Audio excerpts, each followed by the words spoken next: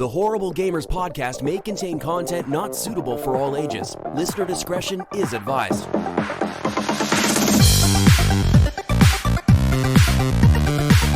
Welcome, ladies and gentlemen, of Horrible Gamers podcast, show number 412. We record on December the 17th, 2022. I'm one of your hosts, Jesus Gonzalez, and just walks off today. I'm joined by my friend from the West Coast, the best coast, Gunny Chief Henley. Merrill is back. Welcome back, Henley. Welcome. Hey, happy holidays. Good to be back. You sound a little under the weather, Jesus. You sound a little sickly. Ooh, I'm really sick, like really bad. Like I don't normally get sick that often, but like this time around, man, I don't know what I must have caught the flu or the Rona, man, because I'm down. Like I have a fever, I have a bad cough, bad cold, my body aches, got nasal congestion. I must have given it to you because I had it for the last 2 weeks, and that last Monday when you guys recorded, it was like felt like I can barely breathe. My chest was really heavy, so it's going around. It's going around the country. Like I came down with it on Thursday, kind of light symptoms or whatever, like light cough or whatever. And then by yesterday, man, like it was pretty full blown, like fucking hardcore, like fucking me up. And then today it just seems to have gotten a little worse. I'm trying to keep it, at bay. Like if it's a virus, there's nothing you could do about it, really. You kind of just have to let your body run the course. Yeah. Right. I didn't get a flu shot this year, but I think it was more of a combination because I don't remember getting a sore throat or anything, but it was like a really bad cough and just like so congested, like in my chest. It was like, oh my gosh. Yeah. Like I don't have a sore throat, but my chest is really congested. Like every time I breathe, I could feel the mucus in my fucking esophagus, trying to breathe in, you could feel the mucus raspiness in your chest or whatever as you breathe in. Yeah. And every time I cough, I'm like hacking up like blood and mucus and shit. It's pretty bad. Gross. Man. It's pretty bad, man. Like, I don't know. I think I'm dying maybe. I don't know. Hopefully I'm not, but I mean, I don't know. It's pretty bad though. But yeah, big shout out to Twitter _Horrible Gamers where you can follow us. Leave us a review on iTunes. Spotify is where you can go as well. Horrible Gamers Podcast community on Facebook. It's a closed group. And you post in there, stays in there. Shout out to our Patreons. I won't pull up the list right now because we were not ready for this. I'm just not ready. We apologize. Right now. I'm sorry. Go to Redbubble, get some stuff, some socks. Stay warm. I'm wearing a sweater right now because I'm fucking cold. It's so cold. It's bad when you're wearing a sweater in your own home. It's bad, dude. Like it's it's bad. Yeah, it's bad. It's got a beanie on, everything. Like today was 25 degrees outside, dude. It was fucking cold as fuck outside. I was freezing this morning. Like even here in the, I guess you can consider it the North Bay of California, where it doesn't snow here, but it was like, man, it was like I got sweats on, I got socks, and the heater's blowing full blast. So it's been really cold. On my way to work, I had the heater on full blast, man. I'm trying to stay warm on the way to work. On top of that, I'm sick, so I'm getting like cold chills and shit, so it doesn't help. You know what's worse, Jesus? You know what's terrible is like, I guess I know what you're saying, right? Because we're, we got to get up early and get out the door and get to work. It's like working and gaming, I think, while I'm sick was like the worst. Yeah. I feel like they were equal. I honest to God cannot game. It's hard. It is tough. Can't. I tried for the last 2 weeks. I really can't, dude. Yeah. I've tried. I've went and I've launched High on Life. Let's talk about what we've been playing. So I actually did play a little bit of High on Life. I beat the first mission or whatever, where you beat the Torx 9 or Torx 8. But after that, man, I've tried to go back in there, and the best thing I could do in that game that actually could sit there and do is watch that Paul Walker movie on the couch. Oh gosh. So I sat down. That's crazy. I sat down on the couch and I was watching that Paul Walker movie, man. And that Paul Walker movie was kind of cool. Yeah, so I didn't know. You know what it is, right? It's anything about that movie. Yeah. So listen, it's Paul Walker, right? Like back in like the early '90s or whatever, and he's like dating this chick, Denise and Richards. yeah, some really hot chick. I don't know who it is, but She was she's from. really hot. I remember her from Starship Troopers. Like the first time I. Yeah, yeah, that's where she's from. Yeah, it's that really hot chick from Starship Troopers. Anyways, he's dating her, and they're in high school or whatever, and like she has like an ex-boyfriend who's like a greaser type, like a dirty kid or whatever, you know, like some hobo kid or whatever, like the drug dealer in the school. And then Paul Walker's like the jock, right? So it ends up being where like the dude is her ex. He tries to fight Paul Walker or whatever, and they end up fighting, and they end up grabbing each other by the nuts. I didn't watch that far.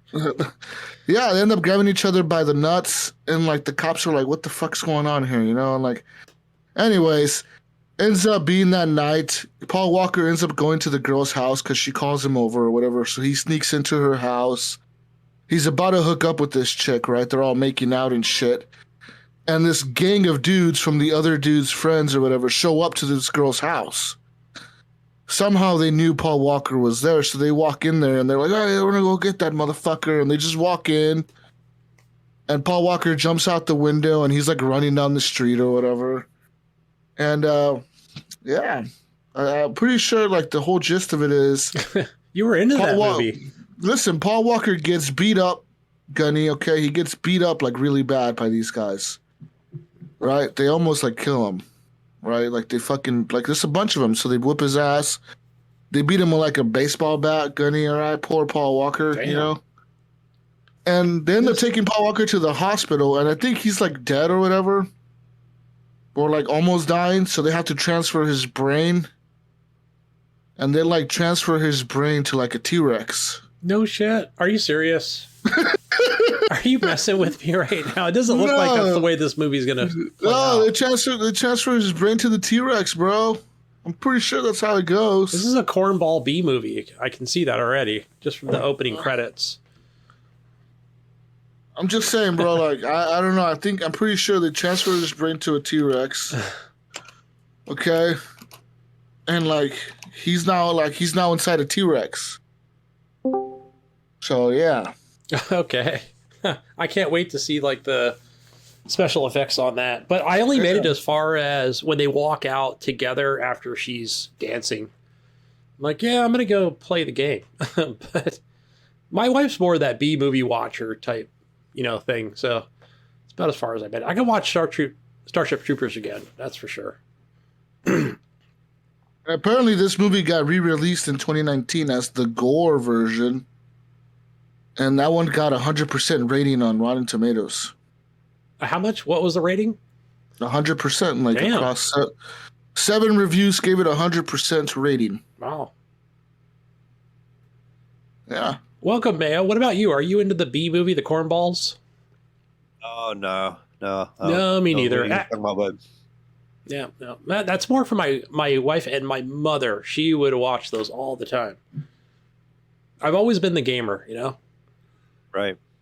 It's where I want to focus my time. But, I mean, you know, like, yeah, just never been a big movie. Unless, if there's a Marvel movie or a DC or, you know, a Matrix, like, I have to watch it. You know, it has to be sci-fi or... Yeah, bro, watch this T-Rex movie, man. It's pretty good. T-Rex movie, okay. No trip. Movie on High on Life. Yeah, man, it's Yeah, pretty good. talking about, Listen, Mel, they transfer Paul Walker's brain into a T-Rex. Okay. Because, all right, Gunny, when they beat him up, right, they throw him into like this, into like some wildlife zoo park or whatever, and a fucking lion mauls his ass, dude. So that's why he's all fucked up, right? And then like, he ends up going to the hospital. His uncle's all fucked up, like, I'm fucked up. I'm an alcoholic uncle. And they're like, yo, uncle, your nephew is like dead. Like, he's like fucking dead. But can we like use his brain for science? And the uncle's like, yeah, I don't give a fuck. So they put his brain inside the T-Rex, Mayo. But he still remembers like all his memories, right? He remembers the girl. He remembers the high school bullies. And then he goes and kills the high school bullies as the T-Rex. I watched the beginning of it in the game because I It's was a like full movie, really man. confused. It's the full fucking movie. It's Like the there's full- yeah, that's commercials what I've and been. shit. That's what I've researched that they're. Not only that, but isn't there like other movies that they put in there that they paid the I'm rights pretty for? sure. Yeah, there's like 2 other ones that you can watch, I think, as well, but they're not like the cartoons or something like that, or they're like more of a movie like as well. I'm not positive on the information, but I saw like information on Reddit the day it came out, and I was like, "Oh, cool! It's the full movie." Because I started watching it in the game, and Yeah. I was like, "Oh, I'm pretty sure that's like young Paul Walker," And then I was looking up Reddit on some of the performance issues I was having on my PC that I thought was kind of weird, and they were talking about there's a channel and they were talking about how it was a real movie. I was like, "Oh, Yeah. that's cool." That's kind of a cool thing. Yeah, that game is kind of fun, man. I really like the grapple hook thing. I like the knife. I like the gun. Yeah. So I like the how like there's everything you do in that game. There's some sort of dialogue for it. Like if you look at the wrong thing, if you look at something, or if you try to do something, like there's always dialogue for everything you do in that game. It reminds me of Trover Saves the Universe, because the dialogue in that, Yeah. same concept, same voices, and all that. Same kind of guy. stuff. Yeah, and that game had. oh so yes, much I remember that dialogue in game. it. Remember we were talking I had about it that? on Not VR. me. I never played it much. I played it in VR, and it was That's a lot of fun. Justin Roiland. So remember, people that don't know about Justin Roiland, he's the guy who created Rick and Morty and Solar Opposites. Those are like 2 cartoon animated shows. Definitely not for kids. They're more like adult theme animated shows.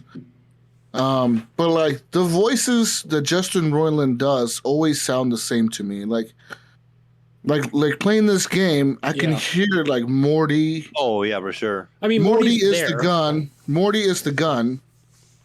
And like you can sort of hear like Rick in some of the other voices, because like I don't know if he does the voices for everything, but like I'm pretty sure he does a lot of the voices, right? I haven't researched that far or seen anything on Reddit. I just know that, like, I mean, obviously, clearly, that's Morty, right? I mean, it's his voice, so Yeah. which is cool. So I'm The gun is literally playing it Morty. right now. I'm about 3 hours in.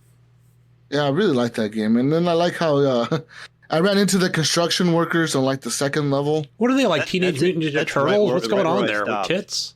and they're like trying to I, fucking talk shit to me. yeah. They're like, "Fuck you, man! Like, you fuck you think you're doing? Could fucking come in here and just fucking be some sort of superhero? Like, who the fuck do you think you are?" And I fucking shot him. And the other guy's like, "Hey, man, you just fucking shot my supervisor. What the fuck is wrong with you?" And then I shot him. And the other guys kept Yeah. getting shot. I shot all of them. I killed all of them, but the one sitting on the little drum in the back. I didn't I kill shot him. him Like, too. I he's didn't like, kill "Oh, him. You killed everybody but me." He's like, "That's cool. It's all right." They're like Hey. my brothers or something, and he's That's- like, "It's okay though. They were assholes or something." He says, I was playing the other day, guys, and I mean, obviously, Morty, like I'm just going to call him Morty. I don't even know the gun's name, so he's like, What he's is the gun's name? I have no idea. But he talks all the Wow. time. And matter of fact, I just saw a thing pop up today because of probably an update where you can go into, I think it was like somewhere in the settings where you can make him talk less. And I'm like, why? He's great. I love him.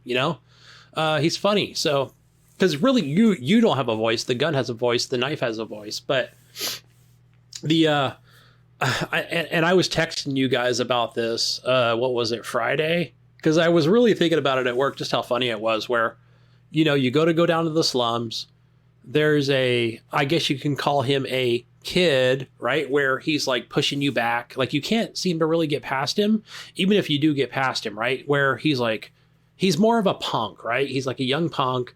And he just, obviously just talking the whole time, like talking shit to you the whole time.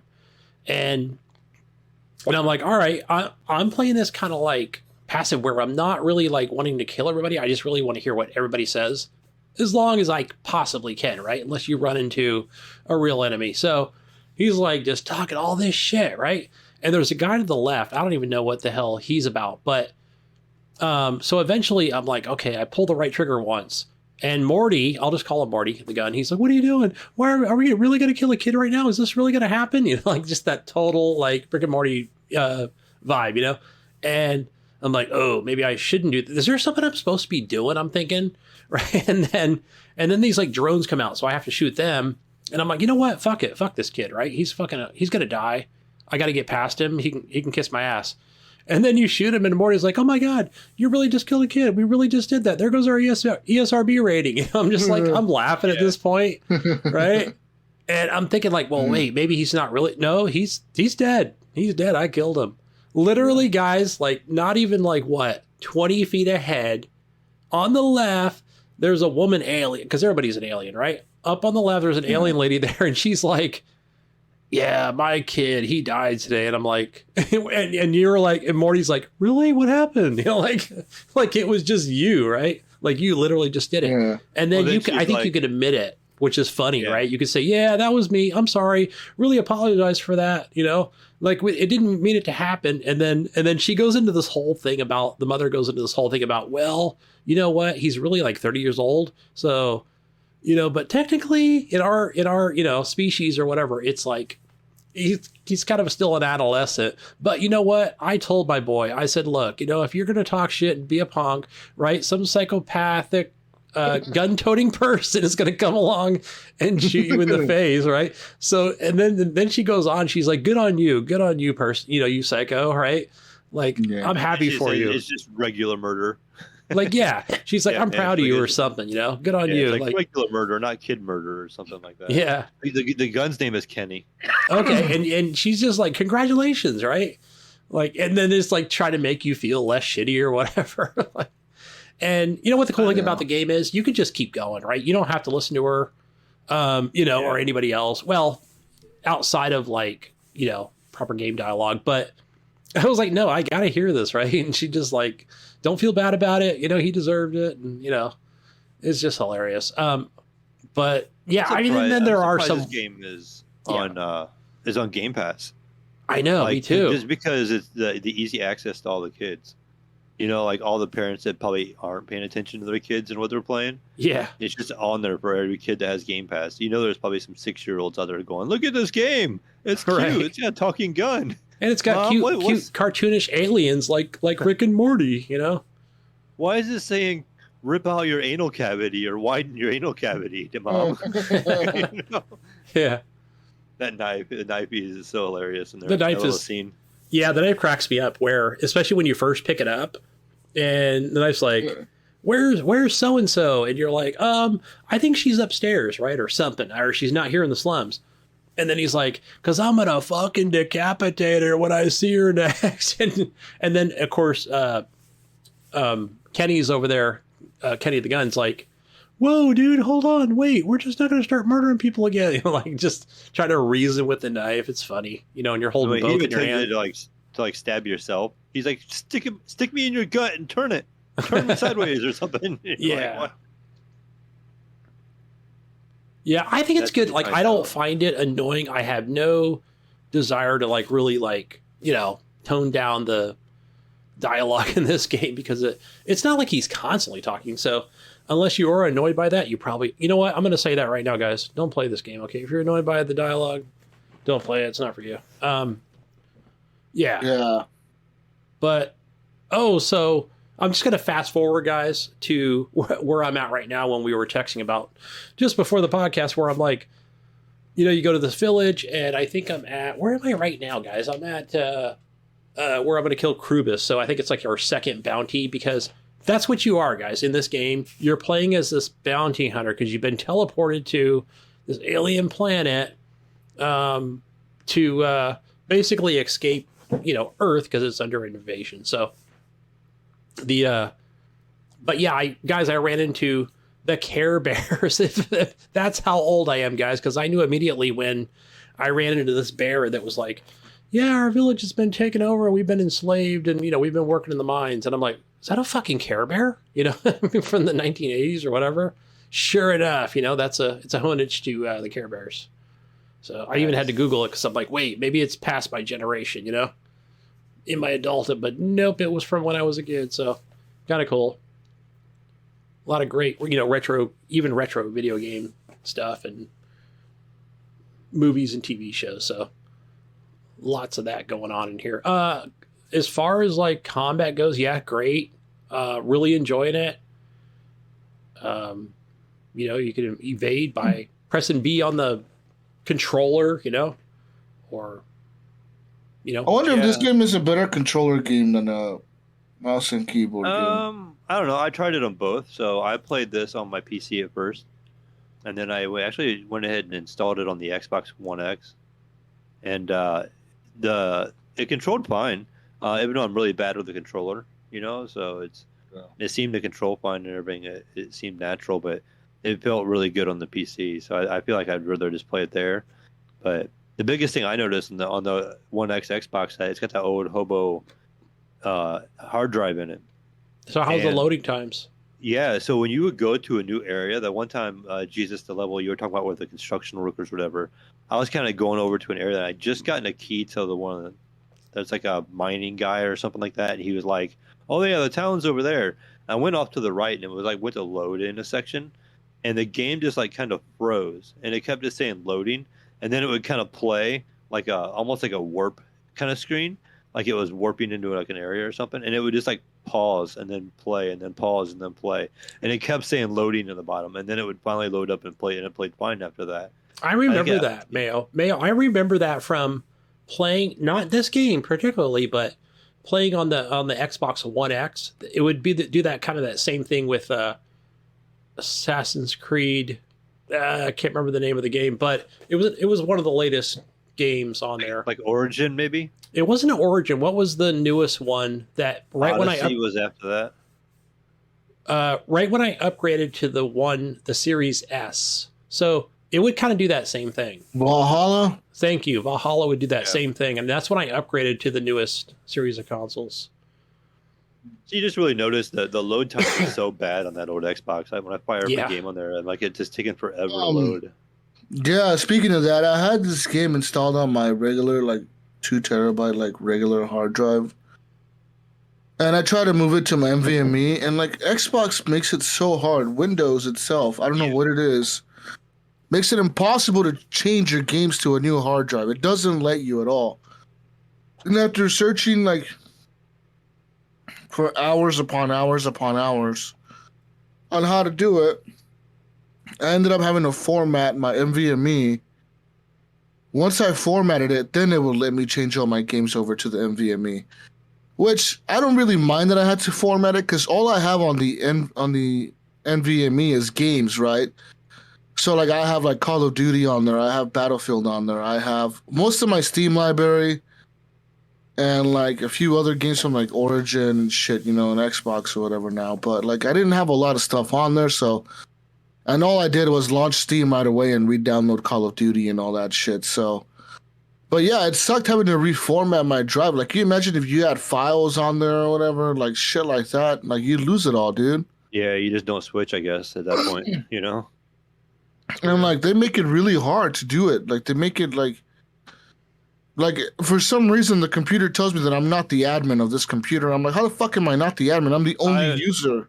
I've seen that before. I ran that problem on mine. It's just a weird Windows thing. It's a security issue. It's a weird security issue because I know what you guys are. Well, I have a similar.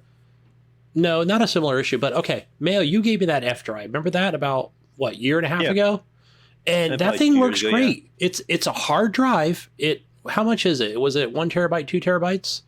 1 terabyte. It was 1 terabyte. So that thing works great. Yes, it takes a long time to load and drive, but it's got the space. So if you remember, Mayo, about not shortly after that, 6 months after that, I did get a 2 terabyte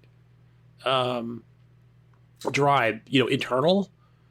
And so I want to say Steam recognizes it, but the Xbox app does not recognize that. But with that said, if I'm on, let's say I go to the EA Game Pass app, right, which is the EA Game Pass launcher sort of deal, right, which I think is great. I do love that app. Just a side rail from High on Life for a minute. That will recognize that D drive or F drive, so that I have. It's just odd. It kind of sucks, right? Because yeah, I can keep a lot of stuff on there from Steam, but Xbox does not recognize it. I've tried to look for fixes on it, and it's like, what the fuck, Here I am trying to load stuff on there, but Mayo, that 1 terabyte seems to work flawlessly. It takes a while to load, but games do work on it. Right. So I just had to reformat it, and then now I can put my games on there, which is what I did right away. I switched over all my games to that. But like I said, I haven't been able to really try it out because I haven't really played much of the game. Like, I think I did load into one of the levels. I clicked one of the bounties and I loaded in.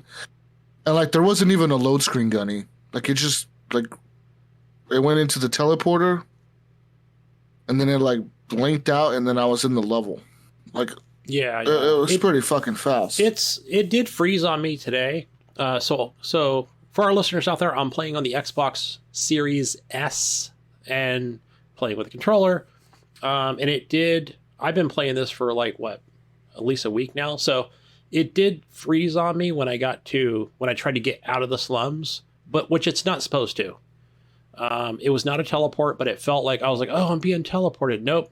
It just crashed back to dashboard. So, and Mayo, I sent you a message earlier this week about that there was supposed to be some kind of 60 FPS upgrade. I don't know if that ever came through.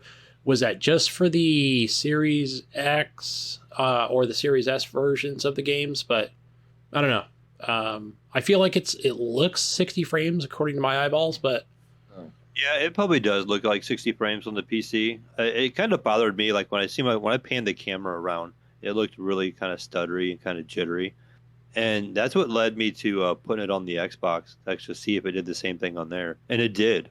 So like when I put it on the Xbox, it had the same kind of feel to it to me. So I feel like it's just locked at 60 frames on the PC version yet.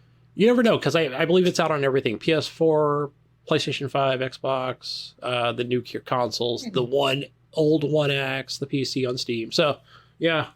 Again, I haven't researched it. I've just been jumping in and playing it and having a great time with it. So, you guys think it's a $60 game? Evan and I were talking about this. Do you think or is it just a good Game Pass game? I don't know how long it takes to beat. I don't know if it was 8 hours. About 8 hours. Like that's always controversial, right? Yeah. Even for like one of the greatest games that are out there. But so far, I do feel. I'm gonna say right now, it feels like a 60. I paid $70 for this, guys. I think this is my first. No, Callisto Protocol was a $70 game. So, would I pay $60 for this game? Yeah. Would I pay $70, which is probably what it really is on Steam or the latest consoles? But I probably would. Yeah, that's a schmaybe. How about that? A schmaybe. Maybe. According to reviews, I don't even really watch much on the review section, so. I've just been like pouring through like, your Twitters and stuff like that. Just, getting little bits of information on how this game really is. So, yeah, like the only negative I've seen just kind of browsing through was not all the one-liners hit or whatever, which is true, right? Not every one-liner is going to be hilarious, or so comical that you're going to laugh your head off. But yeah, some are kind of stupid, but a lot of it is, like some of that dialogue that I've talked about is, great moments and it's funny and it continues to be, to hit the beat. How about that? Right? Every time, it's each level I go through, not level, but, as I progress, it's great, right? Great combat. Shooting feels good. Dodging mechanics, your knife, your gun, everything feels good. So does this game have ultra wide support, Jesus? Yeah. Nice. Yeah. Technically a smaller title, I guess you could say. If it would have ultra wide support or not. No, it does. I would say this is like a double A title, not a triple A. Yeah, something like that. I'd say a double A myself. I mean, this is the second game that this guy releases, right? I mean, Trover Saves the Universe was the first one. Is that his first one? Yeah. And they were both made by Squanch Games. So, yeah. And Squanch is a character in Rick and Morty. Right. Yep. That I know because I watched this with my kids. The feral cat or whatever. Yeah. His name is Squanch the cat. It's fucking funny. Mayo, what did you think about the two matter of fact, I want to call them Trovers. I don't know what to call them. The two bowling ball heads at the entrance to the slum. Oh yeah. Which color did you guys choose? So I chose, after they're talking about, these are like, what are they? Are they Trovers? Is that what they are? So they're talking about, kinda. like, they're talking about like, choose my door. One's blue, one's red. And he's like, who do you like better? Who do you like better? And I pretty much said, wasn't like which one was better looking. Yeah, well, who's better looking, right? And they're both exactly the same thing, just different colors. And then I'm like, you know what? I'm not going to choose or something, or I think that's what I chose at first. I'm like, I don't know. How about I not choose? And then they're like, no, you got to do it. You got to do it. So I chose blue or whatever, right? I fucking knew it. You like me better, you know? You know I'm the best looking, whatever, you know? And then I think even after that, where you're like, okay, no, you have to choose again, right? And then I'm like, oh shit, is this like a trick or something where if I choose blue again, like I'm going to get shot at or some crazy shit? So I chose red, and red's like, fuck yeah, you love me. You know I'm the best, right? Fuck you, blue, right? Or something. And then you can kiss my ass. Red was kind of like the shy one. It seems like I chose red as well. And then I did watch a video of showing somebody the dialogue in the game. When he came up to it, the person in the video, I think it was IGN's video, they chose blue. And the blue one seemed more arrogant. He was like, I told you I'm the better looking one. Yeah. And then he was kind of like dogging the red one, you know. And then it's funny because more like, oh, thank you for recognizing me for once. And then red. So then red for me was like, you know what? Use my door anytime you feel like it, right? And blue's over there, just still going off. You literally walk through like the turnstile. Is that what those are called? And it's the same, at least to the same exact place, right? It's like, because even like blue was like, you'll never ever use my door. It's like, it's the same place, You walk through and you see blue over there. It's like, all right, okay, that was funny. All right, moving on. But it was great dialogue, right? It really like it. Like I said, it just keeps. It's quick. It's it's comical. So. I like the game. Yeah, fun stuff. I need to play more of it. But what else have I been playing this week? A little bit of Call of Duty, not as much as you guys would think. It's just I haven't had the time. I've been really working a lot this week, and then I got sick towards the end of the week, so I haven't really gamed much. But yeah, I want to get back to Call of Duty. I want to try the new raid. I hear it's a thing now. It's in there. I need to check that out. But a game that I tried this week with Brink actually was Warhammer 40k Darktide. I tried that. It didn't work on my PC for some reason. I don't know what it was. Jesus, real quick, I installed it. It didn't load. It went to a black screen on my PC, right? Because it's not on console. It's on Xbox Game Pass. Then I uninstalled it. And Jesus, normally I never have a problem, right? Because it's just going to play in the lowest settings or whatever, or medium.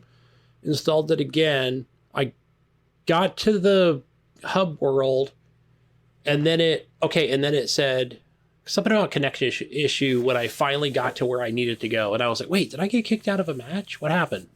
And I said, you know what, Jesus? Fuck this. I uninstalled it. But go ahead. I've been seeing gameplay. It looks good.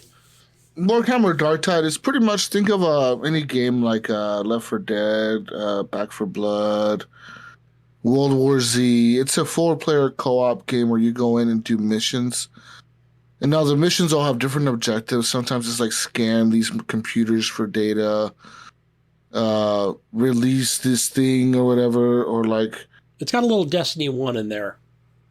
Kind of, you have to go into the mission and you got to do objectives and you got to keep pushing down the hallways or whatever. I really like it. I think it's a fun game. I like the aesthetic of it. I like the way it looks. I think that they really nailed that down.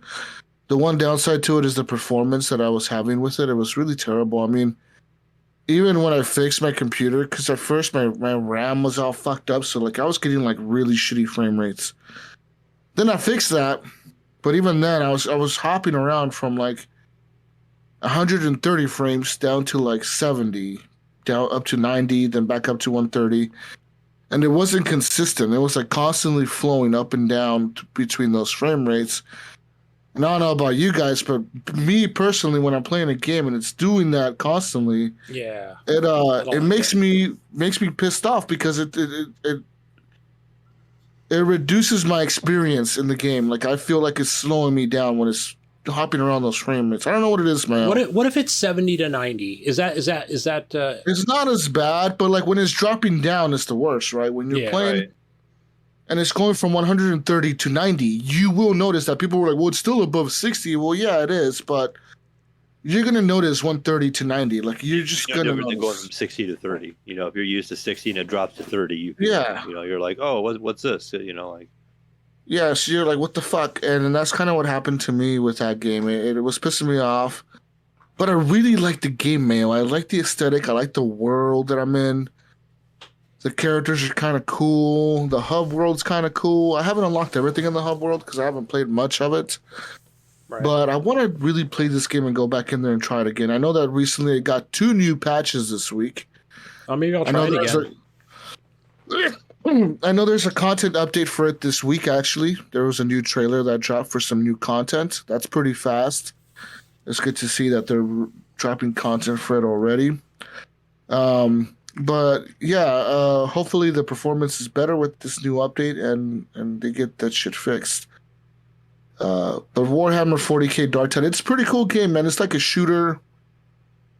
And like I said, the aesthetic is really cool. Or is it like... Not really, no. It's just you go in there and you're just shooting shit. Shooting. Like Back 4 Blood. Yeah. Kind of. I saw the Left 4 Dead style type thing, even though it's not really that. But I was thinking, guys, before I saw gameplay, I'm like, oh, so it's like, is this like a Gears of War thing where it's horde mode or something? Or hold the objective? What's going on here, you know? And some of the locations of the maps, it's kind of does turn into horde mode because like it'll be like, oh, this pylon came up out of the ground. Okay, now one of you guys has to go down there and grab this battery pack thing out of it. And now you got to carry this battery pack thing across the room and install it into this machine. And now you got to do that 4 times. Well, every time you go and grab a new battery pack, a bunch of enemies spawn and start coming into the room and start chasing you around. So, like, your teammates kind of have to be watching your back, you know what I mean? And fucking the people up or whatever. And then you do unlock guns. Like every time you finish a match, you get like some coins and some XP, which unlocks different weapons. The XP unlocks the different tiers of weapons, but you still have to buy them with the coins. So it's kind of like an incentive to go back in there and keep grinding the missions. And just like not like Left 4 Dead, but like Back 4 Blood and World War Z, you can increase the difficulty of the missions. So when you select the mission, you can select it to be extremely difficult, like impossible. You can select it to be like 2nd, 3rd, 4th. I think there's like 5 different scales of difficulty. And like I played it in like the 2nd scale difficulty, and like I got my ass kicked by these enemies. Like our team was getting wrecked, dude. I was like, holy shit, these guys just keep coming at us. Like we stood no chance. But yeah, it is what it is. That mission was kind of shitty because I had the stupid scanner thing, and I had to pull up the scanner, right, Gunny, to like scan for like, I don't know, I was scanning for something that was infected with some disease or something. So I had to go and collect the item, and it was 3 items per section. So like I had like this little scanner in my hand, and it would beep, it would go beep, beep, beep, beep, beep, and I would have to like get closer and closer, and it would beep louder and louder. And when I was right in front of the item, it would kind of beep really loud and it would highlight the item. The problem with that was when you're using the fucking stupid beeper thing, it wouldn't let you use a gun. Oh, yeah. So if you have an enemy coming at you and they're just hitting you, it's like, well, fuck, if nobody's watching my back, I'm going to go down right away. You know what I mean? Yeah, so it's one of those games where you probably have to know where it is already so you can use the gun until you really need the scanner. Yeah, maybe. So it's got that replayability issue or thing to it. Definitely games from another. I'll try it. I'll download it again this week. Yeah. Shooting looks solid. I like the enemies and characters in that Warhammer. Yeah, universe. it's a cool game, man. I like it a lot. I said, I'm trying to think of what else I played this week. Oh, I did. I played some Ready or Not with Nipron, Mayo. Oh, okay. Ready or Not just got a new content update, their major content update for December. This content update adds 5 new maps, 5 new locations, Mayo. That's a lot, actually. These are finished maps. They finished the hospital map is now finished. So you remember the hospital map was like a test level? Yes. That's now finished. It's like a full-fledged 3-story map. They've added a post office. They've added a prepper house, like these like crackheads that live in the woods. Like it looks like an Alex Jones prepper home, man. Like it's like some cult shit going on in the woods. Jim Jones. Yeah, some like cult shit going on in the woods. They added like some other map where there's like child pornography going on, and they added some other map there's like something else going on. Like all these maps are fucked up. There's a fucked up situation going on in all these maps, and you have to go in there as the cops and fuck these people up, right?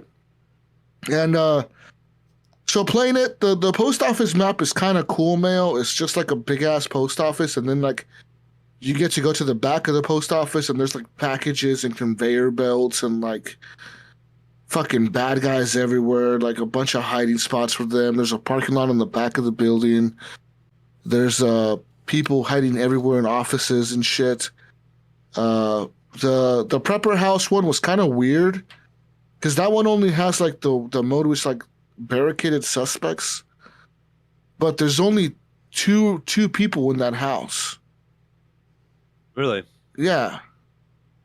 It's really weird. Like, there's only 2 people in that house, but the people are very detailed. Like, I remember looking at them and, like, the guy's wearing, like, he looks like fucking Walter White from Breaking Bad. He's wearing, like, a hazmat suit, and he has, like, this fucking gas mask on, and he has, like some fucking apron on, and, like, the other dude is dressed like some sort of satanic cult member or something, dude. Like, he has, like, face paint and, like, horns on his head and shit. It's really weird. They're like cult members because when you walk into the house, it's like super barricaded. Like the windows are all barricaded and shit. And you walk in there and there's like a projector screen on the living room, and it's flashing, and it's like all this cult symbols and shit, like some weird Illuminati shit on the screen. It's like, what the fuck's going on in this house? And so yeah, there's that going on in that map. They've also added the ability for the enemies now, Mayo. They can now crawl into air vents. They can also crawl under desks. They can crawl under beds. They can crawl in between like if there's like space in the wall, like between rooms, if there's like a space that they can crawl through, they will crawl through that space to get to the other room. Like a guy did that. Thought they could keep improving that AI. Like that AI is so good and so merciless already. Yeah. And they keep adding new features all the time. It never amazes me. That shit where the guy crossed through the wall, man, some guy did that to me. Because I ran into this dude, he was like on this fucking like room. He started shooting at me, so I back up and I go back into the room ready to kill him. And he's fucking gone, and my guys in the other room are shooting at him. So like he fucking crawled through the wall and went to the other room. And like it's like, what the fuck? It was kind of crazy. Fucking tweakers, man. And also smoke them. Also, the AI now they're smarter based on what faction they belong to, Mayo. So there's like 3 different or maybe 4 different types of enemies, I would say at this point. So there's like the regular basic like street gang member, right? Like that's like the low level thugs or whatever. They're like the street thugs or whatever. There's like the terrorists, like actual terrorists. These guys plant the bombs. There's fucking like the guys that are like private security, like they wear like suits and shit. Like they wear like body armor and like suits. And then there's like some like crazy crackhead prepper AI that like those guys are just fucking crackhead crazy prepper AI. Like they're just weird. They're whacked out, man. But the more like the different levels of AI can communicate better, and they can actually plan better against you. So like the guys that are like security, like private security guys, those guys actually talk to each other on their walkie-talkies, and they actually plan to come hunt you down and shit. And like the game members, they're kind of like more scattered around. They kind of have like less of a. They're not really organized. Yeah, they're not so organized. And also, every faction now has a leader. So if you kill the leader, it kind of throws off the faction a little bit, right? Because if you take out the leader, or if you arrest the leader, it kind of makes the other people surrender more or whatever. Like, it makes them want to give up more or whatever. So like I said, Ready or Not, really cool maps, really cool updates. They got like a new server map as well. It's like a data center or whatever. That's kind of a cool map. It's like a big ass data center. That one was kind of hard. I got killed like 0.3 seconds into the match. Some guy came up behind us and shot everyone. Right No away. one. Wow. Well, like, I was thinking to myself, why is the guy behind us not watching our back? Like, you should know, as being the guy in the back, you should be watching the back so no one comes up on us. And yeah, so we all died. And that map was kind of weird for me because when I was playing with Nipron, right, I died right away. And like, you know how it goes into the camera view, Mayo? Like, you know, you see the helmet cam of the people that are still alive or whatever, and you're watching them. Dude, that made me feel sick. I don't know what it was, Mayo. It's the second time this happens to me playing that game. It made me feel really sick. Like, I feel like I was going to puke. Is it not because you're sick, possibly? No, it was because it made me feel sick. Even with this new monitor? Is that the one you're using? No, because this has happened on my old monitor, too. Wonder if it has something to do with like the FOV that they're using for that little camera. And maybe a little different FOV than what you're used to. Right. Maybe. It could just be the exact. That's another thing I was thinking, where I've seen that in reviews. Not in reviews, but just general people that were reviewing monitors. And we're talking about that FOV. And like, I felt really sick, dude. Like, I was sitting here watching him play or whatever, watching them play. And, you know, I was dying quite a bit. So like, I was a lot of times watching people play. And, just sitting here watching, like, I would get sick. I would start feeling queasy. I'm like, bro, like, I feel like I want to puke right now. Like honestly, I had to get up and walk away from the game. And then I came back and I just told Nipron, like, hey, dude, there's no way I can keep playing this. Like, I feel sick right now. Like, I feel like I'm going to throw up. And it was really weird, man, because it's the second time that happens to me with that game. And it doesn't happen to me while I'm actually playing the game. It only happens when I'm watching the spectator camera or whatever. I don't know, man. Something about that spectator cam that fucks me up. Yeah, maybe it's like a little bit of camera shake that goes with it, or something. Yeah. I don't know if it's like the point of view. I don't know what the fuck it is, dude. But I felt like shit. I felt like I was like, man, I'm gonna throw up right now. And like, I even told Nipron, like, I gotta go, bro. He's like, are you all right? I'm like, yeah, it's not you, man. Like, it's the fucking game, you know? Like, it's not that I don't want to play with you. I do, but, like, I can't keep playing if I feel sick. And I kind of felt bad, you know, because I was playing with Nipron. He's a cool cat. Yeah. But, Haven't yeah, seen it kind of it sucks. lately. But I know what you're saying. Like, I think it's, I'm trying to think of another good example.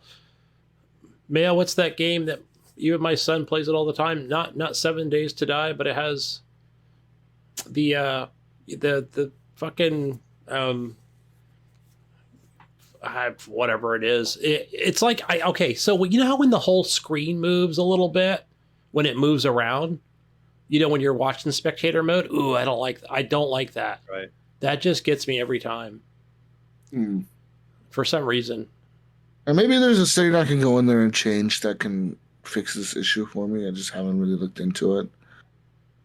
Because I have like the spectator camera set to like 100 FPS or something, or maybe higher. I don't know what it is, man. Like, it's really weird. But that game is great. It runs great. It looks great. The graphics are actually really fucking good, man. Like I was like, damn, this game looks fucking good. And it does have ultra wide support and shit. And it like I said, it plays great. It fucking looks great. And I look forward to playing more of it. You know, I can't wait till 1.0 releases eventually, and they add more content to that game. It definitely feels like this is what Rainbow Six Siege wanted to be in the beginning. You know, like the first, Yeah. not Siege, but Patriots or whatever the fuck. Oh that other yeah, one was Patriots. called. Yep. Gosh, that was back right before the 2000. launch of the Xbox One. Yep. It feels like this is what that game was supposed to be. Because I mean, like bro, you're breaking into places, Mayo, and like there's some fucked up shit going on in these places, man. Like there was one place where like you went in there and there's like a bunch of women shit, you know, and they're like, oh, like there's a bunch of women and like they're half naked and like there's like all these like photo sets and you're like, what the fuck is going on here? I think I've seen that level. And you're like, what the fuck's going on in this level, bro? Some fucking child pornography ring or something Crazy here. shit going on here. Waste Yeah, everyone, man. man.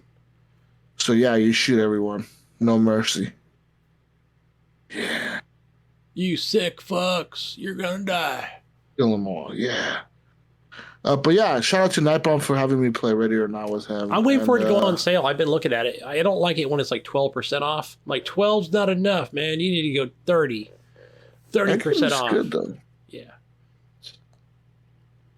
How much is that game? Like $30? Something like that. Yeah, when it's like $26, I'm like, nah, you need to bring it down to 20 for me to buy it. You can get it for 27 right now on CD keys, ED keys. unless you buy the supporter edition. It's just $75. Ooh, a little too much. I've already bought some games on Steam, guys. I did buy some last week, They yeah. So, along with play that game. Xbox. What have you guys been playing? I want to go get a drink of water. I'm dying. Take a break, man. Take a break. Yeah, what have I been playing over the last couple weeks? But so I want to mention right off the bat, I've been texting you guys, but so I did get the new iPad Pro. So, I've always had one. I don't know how long have I had this thing, Mayo? Like 5 years, 6 years? Oh, as long as I can remember, yeah. Gosh, probably 6 years. It still runs goodish, right? It takes a while to kind of warm up, from a cold start. But, and normally I would just leave it on, like when I'm home on the weekend, it just kind of stays on the charger, right? Doesn't have a long charge. But so because I like that higher refresh rate, because I've always had this thing. I don't know what the refresh rate is on it. But I believe it's the same hertz as the older one, so it's probably over 100, right? Because I think the a standard iPad has 60, so just like your standard televisions. So yeah, I've always liked the higher refresh rates for for Twitch, for YouTube, for any videos that I'm watching or movies or whatever it might be. So the but yeah, up to 120 hertz. Is it 120? Yeah. So I've always liked that. So we did go into T-Mobile. We got our iPhone 14s. I've upgraded from an 11 Pro Max. My wife and kid had the just the regular 11s, and so I did go with the standard iPhone 14. I said, no, I really don't need the Pro. Yeah, I can watch my videos and stuff while I'm at work. In the 60 hertz. That's fine. But I said, no, this iPad Pro has to be, 110, 120, whatever it is, right? The new MK1 chipset, right? So this is a 2022, I think it's a 4th generation. And so this is the 11-inch, 128 gig. I kind of went right in the middle. I really wanted the 256, I can just download a whole bunch of Apple Arcade games with it. But 128's good, right? Because that old iPad only had 32. So wow, isn't that crazy? I think I only had 32, but yeah, back in the day, that was good. It was super limited, right? You figure how many apps can I put on it? You can put a bunch of apps, but you really can't put any real games on it. So it's not it's not a music device for me or whatever to store videos, because I do pay for the what is it? You get 100 gigabytes or 200 gigabytes, for extra storage in the cloud. Like a cloud data, yeah. Yeah, which is great for like photographs, right? I'm always taking pictures, photographs with it, especially on my phone. Everything goes to the cloud. Boom, boom. that fills up pretty quick, man, especially over, a 2-year period or whatever. So I'll probably do the family plan is probably what I'm going to do on that, especially in the cloud. Because my wife's is like, man, how did I get so many? I'm like, well, you've been taking pictures for the last 5 years, everything goes to the cloud. I can't even sync it, Mayo, on my computer unless I use like the F drive or the D drive, right? Because everything has to stay in sync, and it just, man, it's like so many gigs even on a computer. So I pretty much froze that portion of it. So, but again, I'm paying for it. Everything's in the cloud. It was real easy to transition to the new iPad. All my apps are there, and yeah, it's great. So I love it. I like watching, movies on it. Got my movie box, my YouTube, Twitch is my voodoo, all that good stuff. So I need to get a stand for it. So, and I guess the other added bonus, right? I didn't have to go pay, what is it? Was it $800 or whatever the hell it was? Almost 900. So, if you get it through like T-Mobile or Verizon or whatever it might be, AT&T, right? You're going to pay for that over the next couple of years. So, oh yeah, the little installment payments. Well, they're not installment payments. They're more for the service. Yeah, and I guess there is that, right? So, what we do, this is what we will do, right? What we did the last time, 5 or 6 years ago, is you keep that service, right? Because it does have a SIM card to it, and so it's got like its own separate kind of phone number / data plan to it. So you cancel that service after 30 days. Because I never use that iPad outside of the house. Like, I don't walk around on the fucking street with an iPad, Like, who does that? Right, so, right. And I thought, oh, well, what if we go out to, we go to a hotel in another town. Everybody's got Wi-Fi, You're not going to use the cell phone service. So, yeah. So, yeah, we'll probably do that after 30 days and just cancel that and I just use Wi-Fi at home. So, I've got fast Comcast and works perfectly, and it is nice having 5G on the phones, so that helps. It's a little bit quicker. It doesn't quite work where I work at my job place. So again, being inside the building, T-Mobile sucks over there. Yeah, so. it's the same way at my work. I have 5G and just internet in general. So I'm in a big metal building, yeah, a big warehouse, and it just. Your connection's not that good. So I always just put my phone in airplane mode actually and use their Wi-Fi. Yeah, I exactly. can still text and all that stuff through it. So yeah, I can't use my Wi-Fi at work for, I didn't ask for the password, but we used to have one. But unless you've got AT&T over there, because, every Target has like a, AT&T tower to it. So, which is kind of right next to my job place. So I don't know. Really, I'm just working and not really using the phone that much unless it's like end of the day, Then I'm like, man, I really could use it. But so far, so good. The phone's great, very responsive. Not a pro, but it also has that 128 gig. So lots of stuff for example, when I'm using, I like Spotify. I understand I do get the free Apple Music for 3 months or 6 months through the Xbox Game Pass promotion or whatever, but it's like, nah, I don't know. I like Spotify, so I don't mind paying $10 a month. I've never used the app one. I've gotten it free a couple of times, and I just use Spotify. Yeah. Spotify is great, right? So, I recently did a deal, right? And they're always popping up where you get 3 months for $10, right? Instead of just paying $10 a month. So you get an extra 2 months out of it. So I'll probably do that. And the thing I like about it, I think it works out perfectly for me because I am a truck driver and there are areas that I do go to throughout the day, and especially on Friday where there is no service at all for T-Mobile. So it's great. The music keeps playing, the podcasts keep going, right? Which those are downloaded anyway. But yeah, I do love that service where, there's no interruption, there's no commercials. Yeah. Got my earbuds going and everything. So now we got cameras installed on the truck, Mayo, right? Watching me. They're not a 24-hour thing, but so got my music bumping, my podcast going, everything's good. Can't be playing any snow runner or mud runner anymore. They got cameras watching. Not while I'm driving. That's the thing. And not while I'm driving. I'm not supposed to. So no bowl of cereal in my lap while I'm, driving on the freeway. No more no more Twitter while you're driving down the road. Right. No more taking Twitter pics and sending them out to the news media companies and getting on the news, on the camera. So, yeah, I try to keep it, in its little holster and not do that. But back to games. Back to the good old video game stuff. Let's see, new iPad. One other thing I want to mention here, because I'm pretty excited about it, is I am upgrading my PC. I think it's going to be more of a slow process. I have been talking to you about it, Mayo and Jesus. As far as like, a new CPU, a new motherboard, that's what I really need, I think. Yeah, great. I'd love to have a new GPU, eventually. I think, who knows, could come sooner than later, right? So, yeah, I'm still looking at things, Mayo. I'm still trying to keep things in the cart in Amazon, right? The wife loves Amazon. So, looking at some of the Asus graphics cards.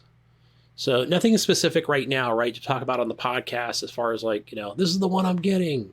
But I am looking at that i7 Mayo. Is it because I currently have the Hobo one, right? The 2700.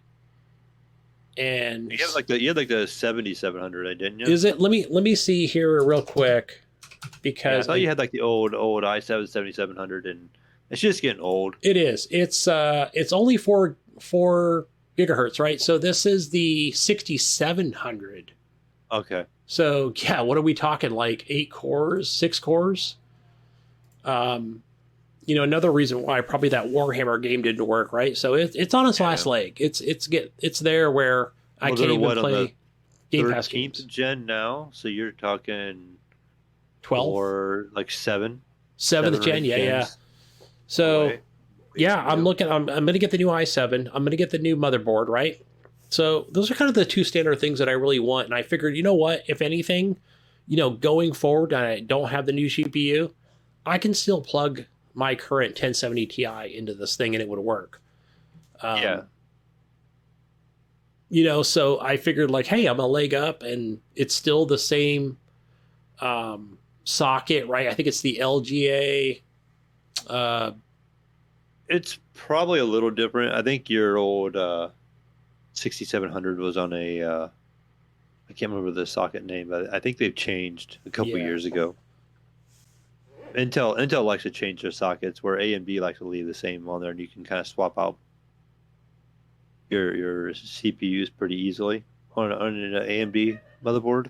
Right, because Intel likes to update their stuff all the time and make you change out motherboard and CPU. So right, because I was like, oh, this is a cool motherboard, and I'm like, wait, why does it say whatever it was? It could have been a 1200 or something. I'm like, oh, because it's set up for like DDR5. I'm like, oh, no wonder. Okay, damn, that's a really nice motherboard. I want it, but yeah, then I'd have to get the i9. I'm like, you know what? I'm not ready for that leap yet.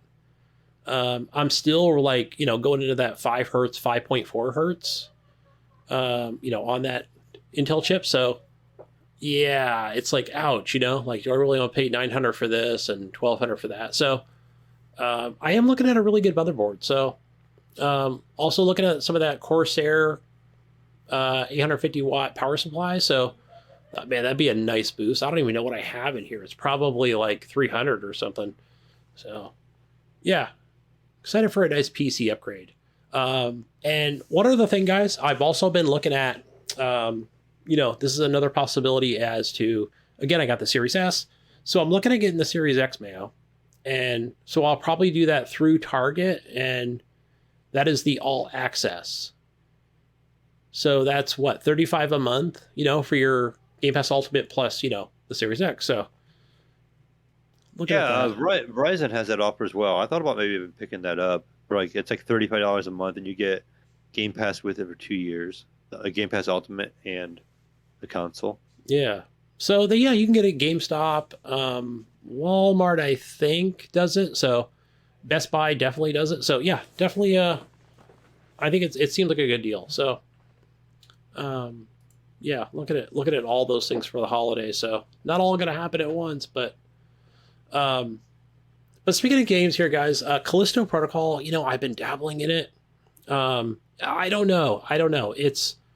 I was, about a week and a half ago, I was listening to a podcast and they were talking about how like the combat is basically or the dodge mechanics are like the old Punch Out game. And I'm like, yeah, I wanted to say that on the podcast the last time. Like it totally reminded me of like an old Punch Out game. So with the dodge mechanics.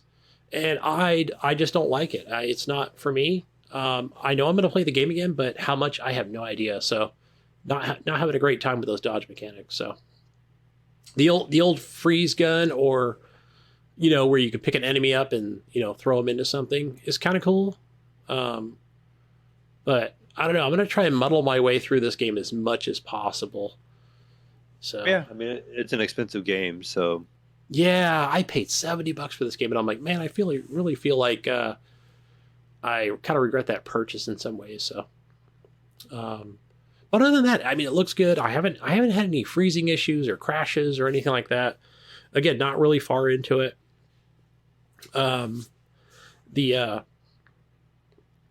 yeah, definitely not really enjoying that as much. So I feel like the upgrades are a little cheap too, where it's like, oh, you need to find more of these things to, go to this upgrade station to, upgrade your baton or something, or your health or some shit. So it's like, man, they need to put more of those in there.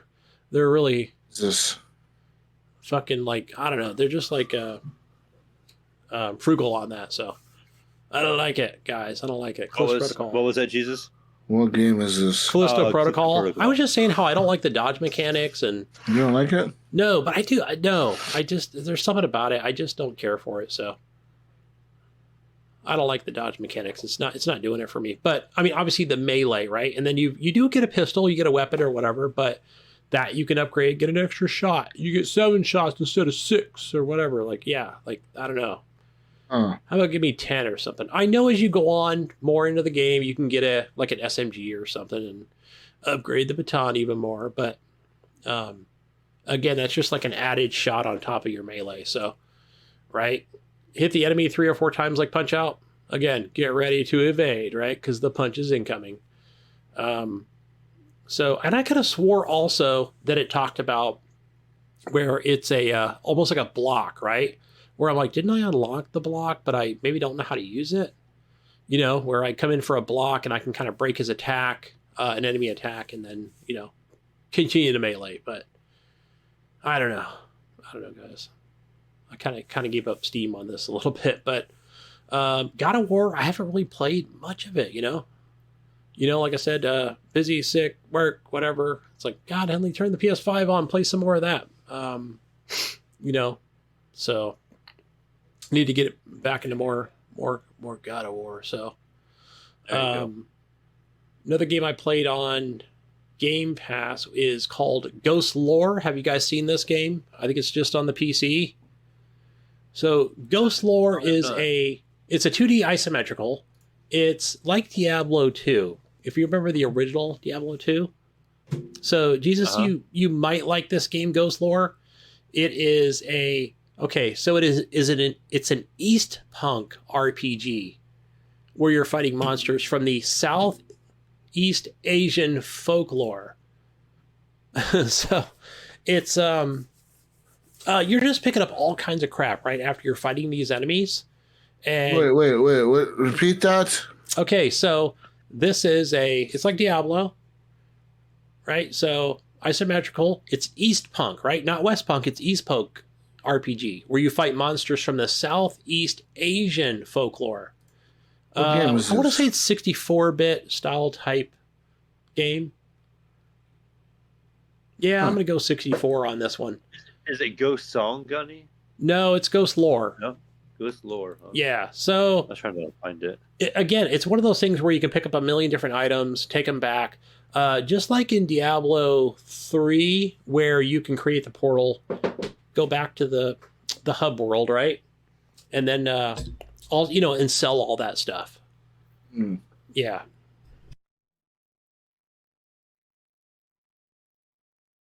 Interesting. What else you been playing over there, Gunny? Gunny's got sidetracked.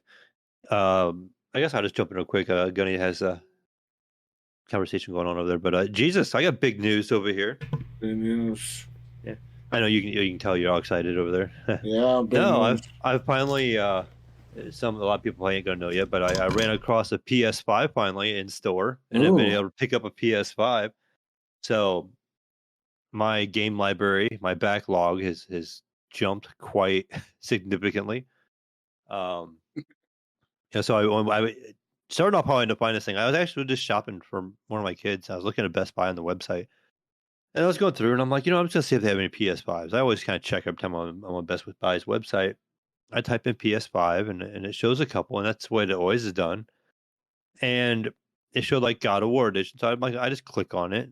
It says like, it had like an add the cart button there. And I'm like, oh yeah, they've always made you have their little what's that little tech program they make you pay for? It's like an extra $200 or something like that. That total tech package or something like Oh, that. yeah. But they always had you have to pretty much have that to be able to have access to one, or at least they would let you know when they had them in stock. But I just went ahead and click add a cart, and then it was like, we're placing you in line. And I'm like, okay. Well, typically I've seen that a billion times. I expected it to say, oh, something went wrong kind of thing, and Yeah. next thing I know, it was like, enter your payment information, the item is added to the cart. And so I went ahead and put my information in, and I went and picked it up a couple hours later. Um, I ended up picking up the God of War edition, the Ragnarok, and took it home. Or I ended up taking it. I went straight to work from there. Then the next morning, I was able to set it up and get it going. And so I started downloading like a ton of games, and I went ahead and subscribed to the PS Plus, the middle tier. So and it had a good amount of old PS4 games that I've never gotten to play on there. So I went ahead and downloaded the Ghost of Tsushima. Jesus, I downloaded Assassin's Creed Valhalla. I downloaded the 2018 God of War. It came with it, the new God of War Ragnarok. And then I picked up the new Horizon Zero Dawn. And then I installed Stray and a whole bunch of stuff. So I have this huge backlog to play all of a sudden now. But I wanted to go through God of War first. I actually, through the PS Plus, I downloaded the 2018 God of War. So I'm starting to grind my way through that. Because just trying to run through it just to get a feel of where the gameplay is and then how the story goes. I could have done the recap or whatever on the new one, but I just didn't feel like doing that. I wanted to kind of experience the first game a little bit, just get the experience of it. And so, I mean, I had it on PC, but I could never it never just kept holding my attention long enough on PC. But I thought, maybe on the couch, on the TV, maybe I'll stay there longer sessions playing. And since the Xbox is all or the PlayStation is all new, I went ahead and started messing around with that, and I started firing that up more often. And I've been playing a lot of the 2018 God of War. I think I'm about halfway through, so I just got done fighting Thor's two sons, and they end up killing one of them, and the one runs off, and you get like a scribe thing where you can like chisel these mirrors, and it's like a passageway, it's like a shortcut. Is where I'm at. So I just got done killing like a frost giant, or not? There's like a frost giant level. It's like all snow and. So basically, it's like a final breath before Thor killed him, kind of thing. Nice. I don't know if you know where I'm at, but I've been enjoying that. A couple of guys in our chat who've been chatting with, they said maybe to hold off and playing the second one after I beat this one because there's so much alike. So I don't know if I would maybe jump on something small or completely different, like Stray, or just like a quick hitter I could play for a little while, and then come back into the next one, or if I should play like Ghost of Tsushima. I'm really excited for that one. And I definitely want to play Ghost of Tsushima. It looks amazing. I did tinker around a little bit on Evans, but to get my own game going through it just looks really, really good. But I'm really liking it. I like it. I like the way the menus run. It just feels so much better than it does on the Xbox. And granted, the Xbox I have is getting old now because it's a One X. But it just feels like the menus are better. They're more vibrant and better looking, and it has a better UI than Xbox. 'Cause even though Yeah. you have an old Xbox, it has the same UI as the current one. Okay, yeah, then I just don't really care for it. Like it doesn't feel as responsive. It doesn't feel as bright and It feels like the overall. PlayStation UI is less cluttered. Yeah, for sure.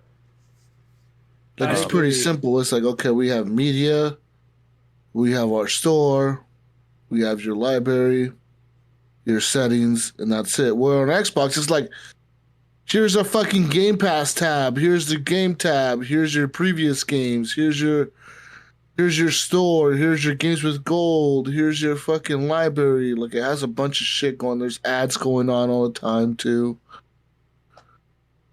Yeah, Like, your it pins. feels like Xbox is a lot. Here's your recordings. Yeah, everything's kind of like, feels like it's all over the place. But PlayStation hasn't changed their shit, I swear, since PSP and PS3. I like that. Yeah, I don't think they have. It just goes right. It's pretty from simple, left, but it from works, left to right? right. Like, why change it if it works? Left to right. That's it. Right? You're done. Yeah. There is no press extra buttons. Play the is it Astrobots Playground or the Astrobot game that comes with the PS5? It kind of gives you the general, like makeup of the controller and the features in the controller, where you got to use the tilt feature, the gyroscope feature, and you got to like swipe up on the touchpad or blow into the microphone and all that kind of stuff. But and I did right away, Jesus, that looked up how to mute my mic on there. So if I ever play anything online, I am not going to be with those guys yelling in the background, having a full-fledged conversation. Yeah. But you know how many conversations I hear on Call of Duty? I can imagine, like, all the time. Game's probably bad for it. All the time. But yeah, so I don't know. Maybe get some other people's opinion or whatever, what they think I should play next. Now that I'm in the PlayStation universe, because I did not have a PS4 or a PS3. I went straight from the PS2 days, to the PS5. Wow. So yeah, that's a big that leap. backlog. There's some games in there I want to play. I've been like going through Plus. I've been found some old ones that I remember playing, or maybe part of a series back in the day, like the Infamous games. I think I played the very first one, maybe on PS2. Was that on PS2? Maybe. For some reason, I feel like I don't played think so. I think that I was skipped the PS2. I played PS3. Maybe I borrowed it from somebody at one point in time, because I think I played it a little bit. But there's the Uncharted series is on there as well. I may try to fire those up sometime. I don't know. Yeah. Which one of those I would want to jump into? 'Cause they have the trilogy that just came out not too long ago on there. Yeah. And then I think they have like one of the newer ones on there as well. They have like a separate title. So I don't know. But right now I pretty much filled up the hard drive in it, because it only has that like 660 gig hard drive. Yeah. And I pretty much filled it up between Ghost of Tsushima and Valhalla. And Spider-Man Miles Morales I downloaded as well. That's on the list to be played. And then Stray and Ragnarok is all installed. So it's pretty much got a full hard drive already. It's very easy to install a NVMe on there.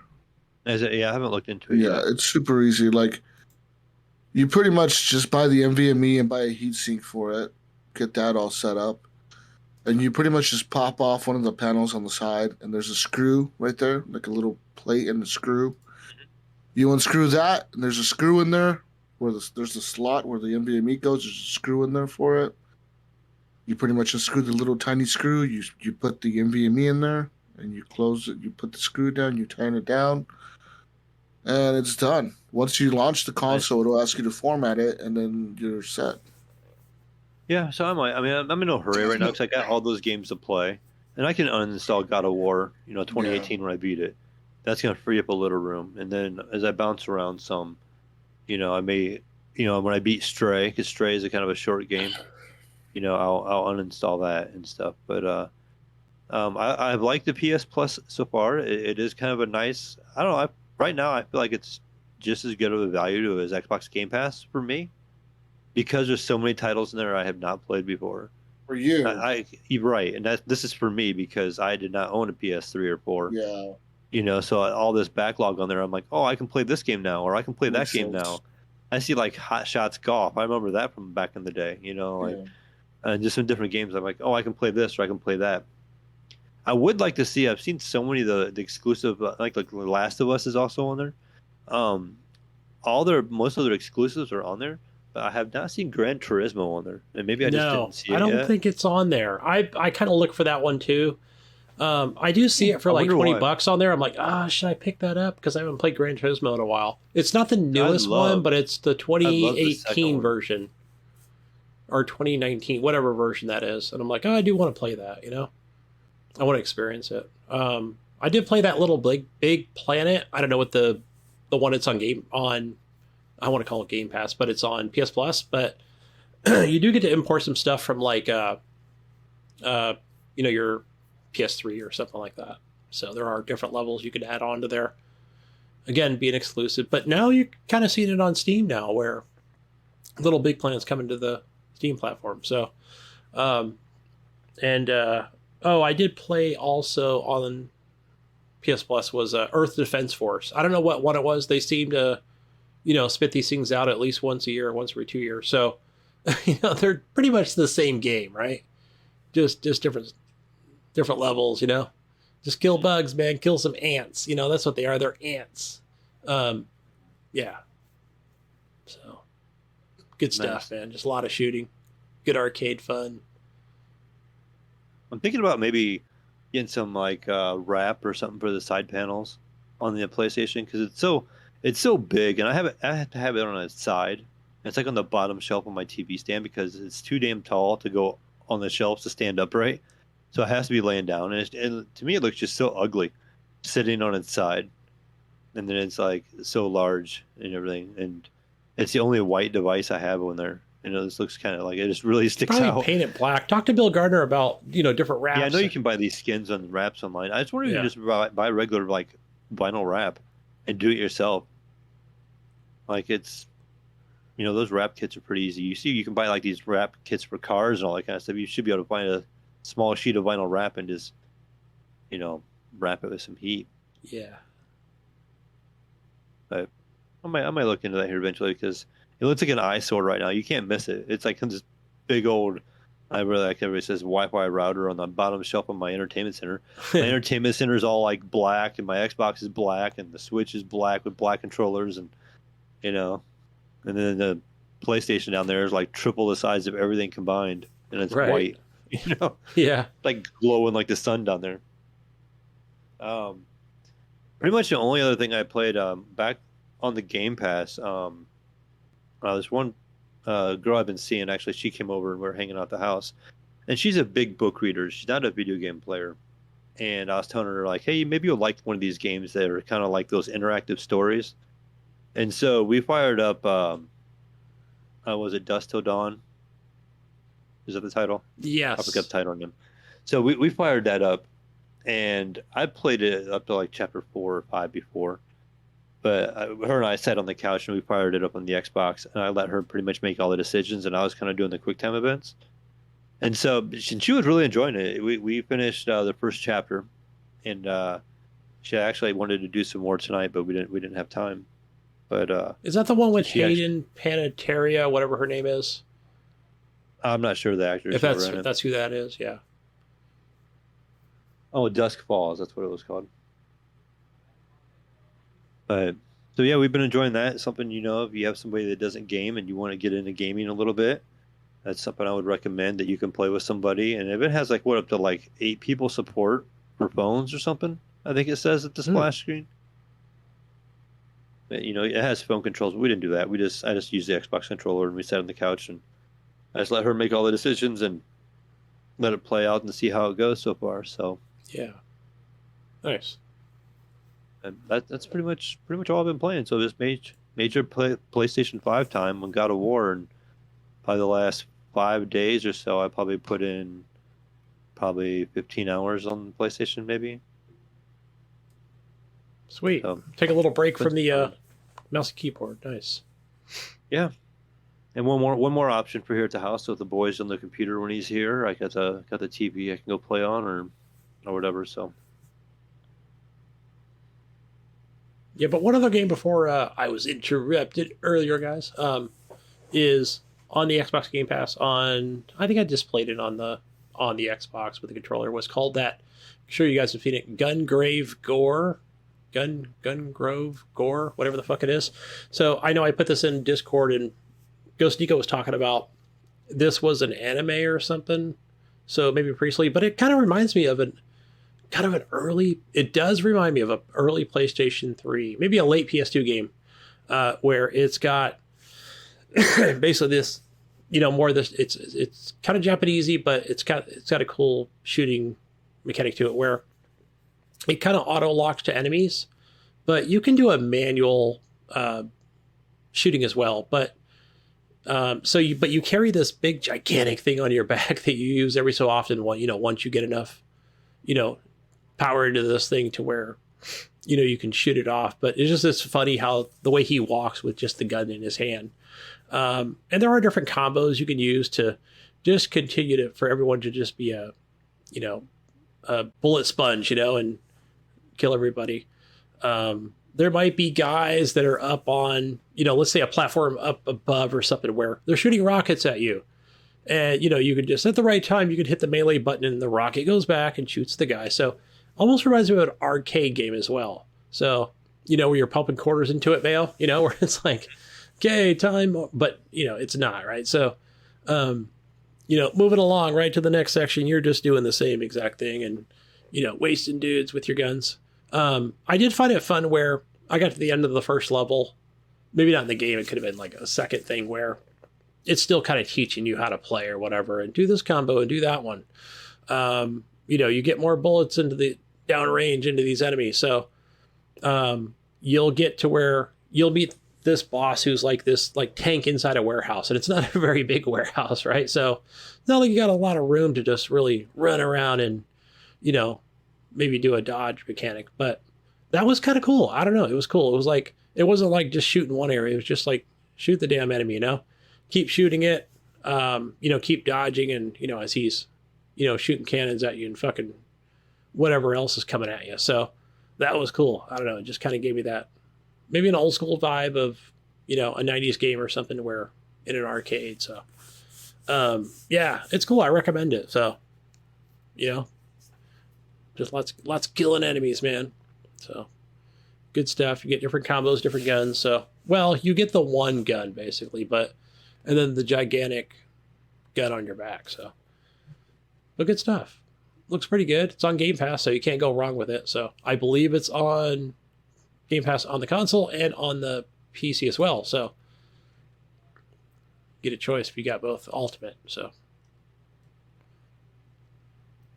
but yeah, other than that, probably more Grounded, guys. I did play more Grounded with, I kind of started a new, I guess you can call it a server or a game. I don't know. I didn't know if I even did it correctly, but obviously if I'm online, I think anybody can jump on. So I did set a code for the game or something. So I don't think it really matters like what platform you're playing on.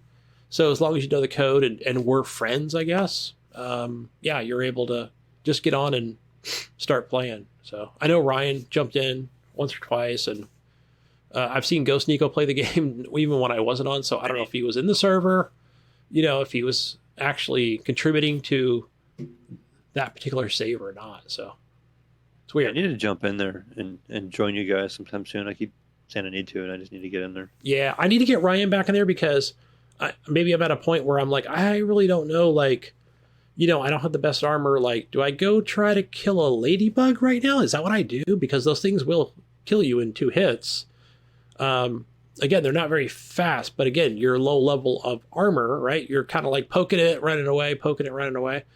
But man, once it hits you a couple times, right? It's kind of hard. Like if you don't have enough, health or, like band-aids or something or whatever, it's kind of pointless, right? So, right now I'm still doing a lot of exploring and collecting enough science to, research and upgrade points. And yeah, I'm still learning the game. It's a big game. Like I said, Ryan put in, I know he posted his time, whether it was to us, but it was basically like 6 days of playtime. So you can really get a lot of time into this game. So lots to do. So it takes a while, to really unlock better weapons, armor. It seems like a good game for you and Nico, though.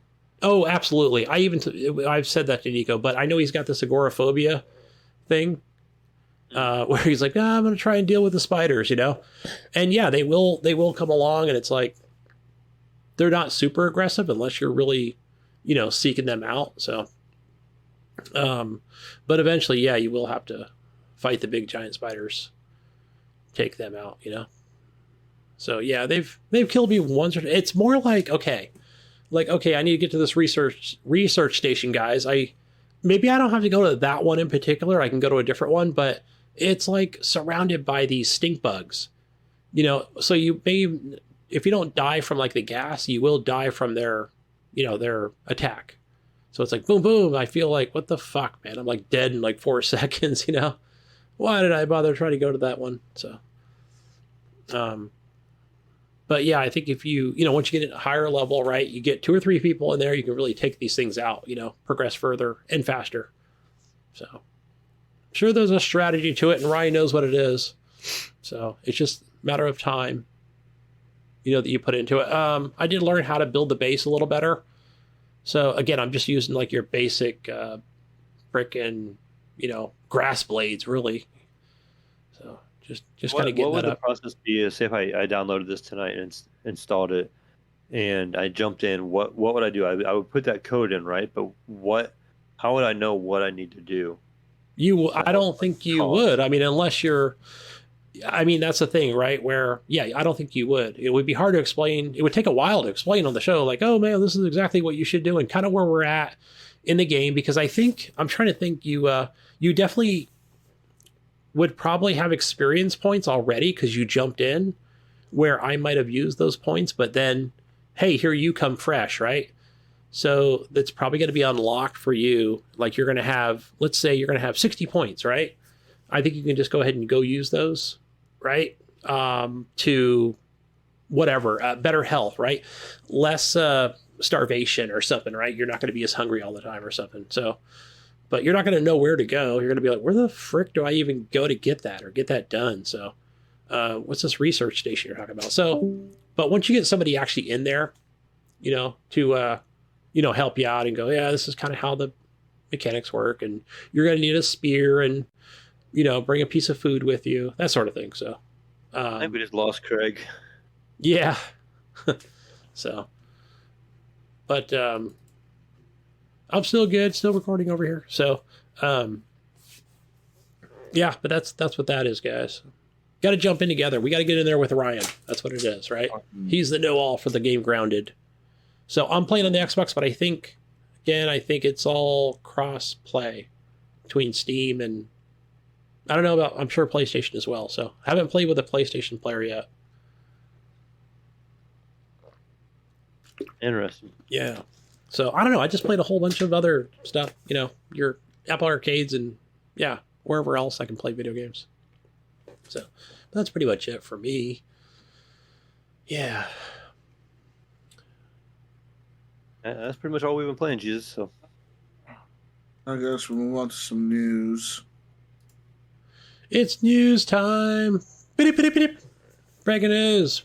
Breaking. It's not breaking, but it's news, and we've got it here. We don't have any news. We didn't get any news ready, but we're going to get it on the fly. Whatever it might be. What's the latest? What's going on over here? What's going on with anything? Anything new? Anything? I did see PlayStation Spider-Man 2, but we kind of knew that was coming. That is now been listed, I think, up for pre-order. So there's that. What was it? Was it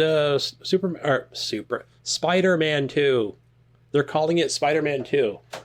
So that's the newest game. I think we kind of even knew about it even several months ago. Right? It's not like they're not going to make a new Spider-Man. So, but now it's up for pre-order. I don't know the name of it. That I didn't check. So I'm just going off memory, not from a website. So, yeah, probably hopefully the end of 2023.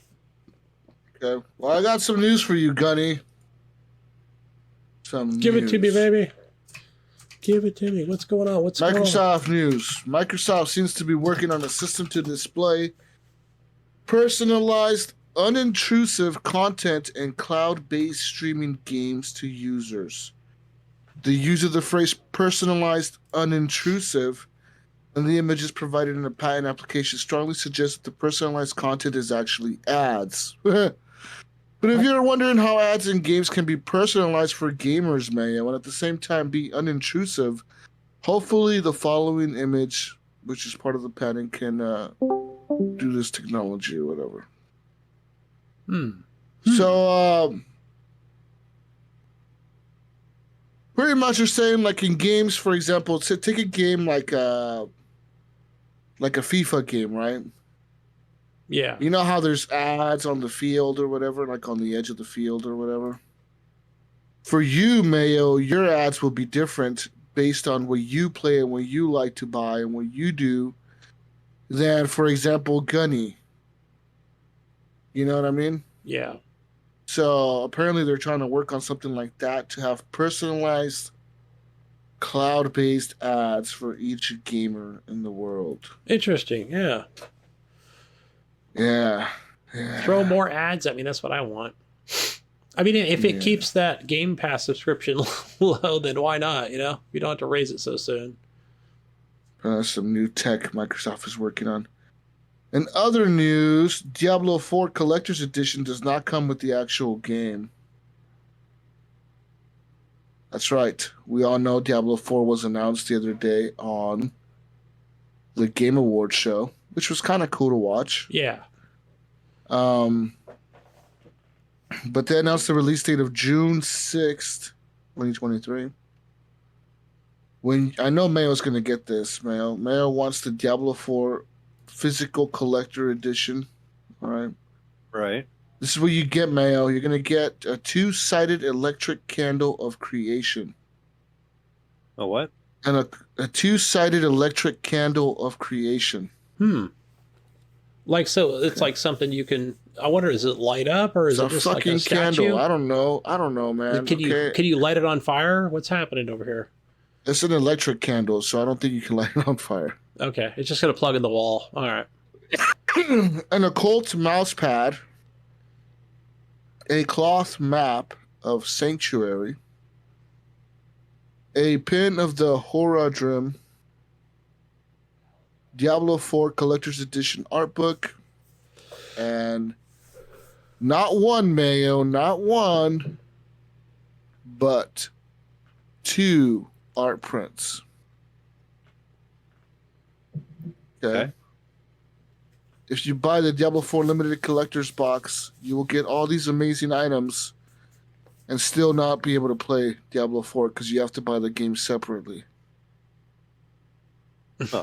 Yeah, that's been a thing, right? Since we're kind of in this digital age of things. So I do wonder also, like, I guess, like, if you're more of you're a hobo Steam user, right? So you wanted that collector's edition, and you don't need the code because you can just buy it on Steam, but you still get the collector's edition. Yeah, because you're a fan. Also, it costs $98 for that collector's edition. Sounds about right for what you're getting. Yeah, a two-sided candle. Yeah. I'll take it. In other news, move on. Here's some more news. Fuck. I don't feel good. Some more news, man. What's that? You say And no more news. EA has revealed their numbers for their stats of 2022. They said in Battlefield 2042, over 803,000 portal experiences were created, and over 60% of players achieved at least one mastery tier unlock. And the most popular eras in the portal mode were Battlefield 3, Battlefield Bad Company 2, and Battlefield 1942. In Apex Legends, 88.4 million legends died to the ring. And Legends captured 830.2 million control points in Control. In The Sims 4, 436 million Sims were created. 21.7 million Sims died. The most common source of death was old age, anger, and drowning. The top traits were romantic, cheerful, and creative. In It Takes Two, Rose's Room was the most popular chapter. And it also released on Nintendo Switch, and that game now has over 90 awards since its release. Over 90 awards, man. Yes. It's a good game. Yeah. I had a lot of fun with what I played of it. I played quite a bit of it. I heard it's pretty good. Yeah, it's got that. little bit of challenge to it. It really makes you think a little bit as a group. You know, you and whoever you're playing with, it makes you think and be a little clever on some things. Yeah. In other news, let's move on here to some more news, Mayo. A group of 7 lawmakers in the United States are now sending a letter to the world's biggest video game companies. They're asking each of the video game companies what steps are they taking to combat, quote, harassment and extremism, Gunny, in online video games. As Axios reported, the 7 Democratic representatives, including Lori Trahan from Massachusetts, Katie Porter from California, and Senator Ron Wyden of Oregon, have all co-signed a letter which is looking to better understand the processes you have in place to handle player reports of harassment and extremism encounters in your online games, and they ask for consideration of safety measures pertaining to anti-harassment and anti-extremism. Unsurprisingly, the list of companies like Activision Blizzard, Microsoft, Sony, Roblox, Take-Two Interactive, Riot Games, Epic, Electronic Arts are part of this list of companies that they're sending these letters to. These companies are international massive companies with thousands of employees all around the world, and they are responsible for some of the planet's most popular and enduring online games. And yeah. I think like, I'd have to take a harsh stance on this one and say, as well, yeah, again, I don't own these companies, right? I don't own Microsoft, but or Riot or anybody else. But how about right in the trash with those letters?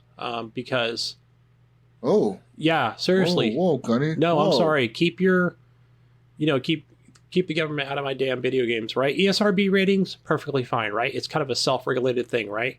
Again, these are online things. These don't have these types of ratings. You're right. Because at what point is the government just going to step in and ruin video games? Yeah. Well, okay. And then here's the other thing too, where I feel like, your Microsoft, your PlayStations, your Steam, your Activisions.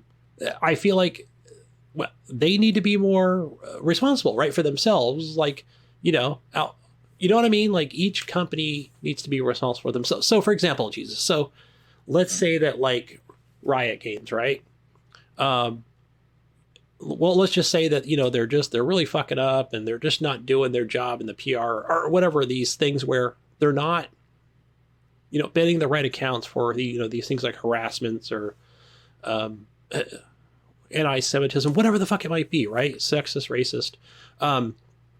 But then let's look over at, I hate to use Activision, but let's try to find a company that, is kind of doing everything right, like 2K or whatever. I'm just throwing it out there where, yeah, they're kind of crossing their I's and they're dotting their T's and they're really clampering down on, a lot of these, these conversations that might go on or messages or whatever within their, you know what I mean? Like, I don't know, like, take care of your shit, man, as a company. So I don't think I need the government to step in and start sending out letters and say, what are you doing? What's happening over there? Why are you, we're just calling everybody out and all these online companies that, I don't know. I don't like it. So I don't like that. I don't want the government getting in there going, what are your steps? What do you provide? I don't know. Just don't like it. So how about mind your own business, right?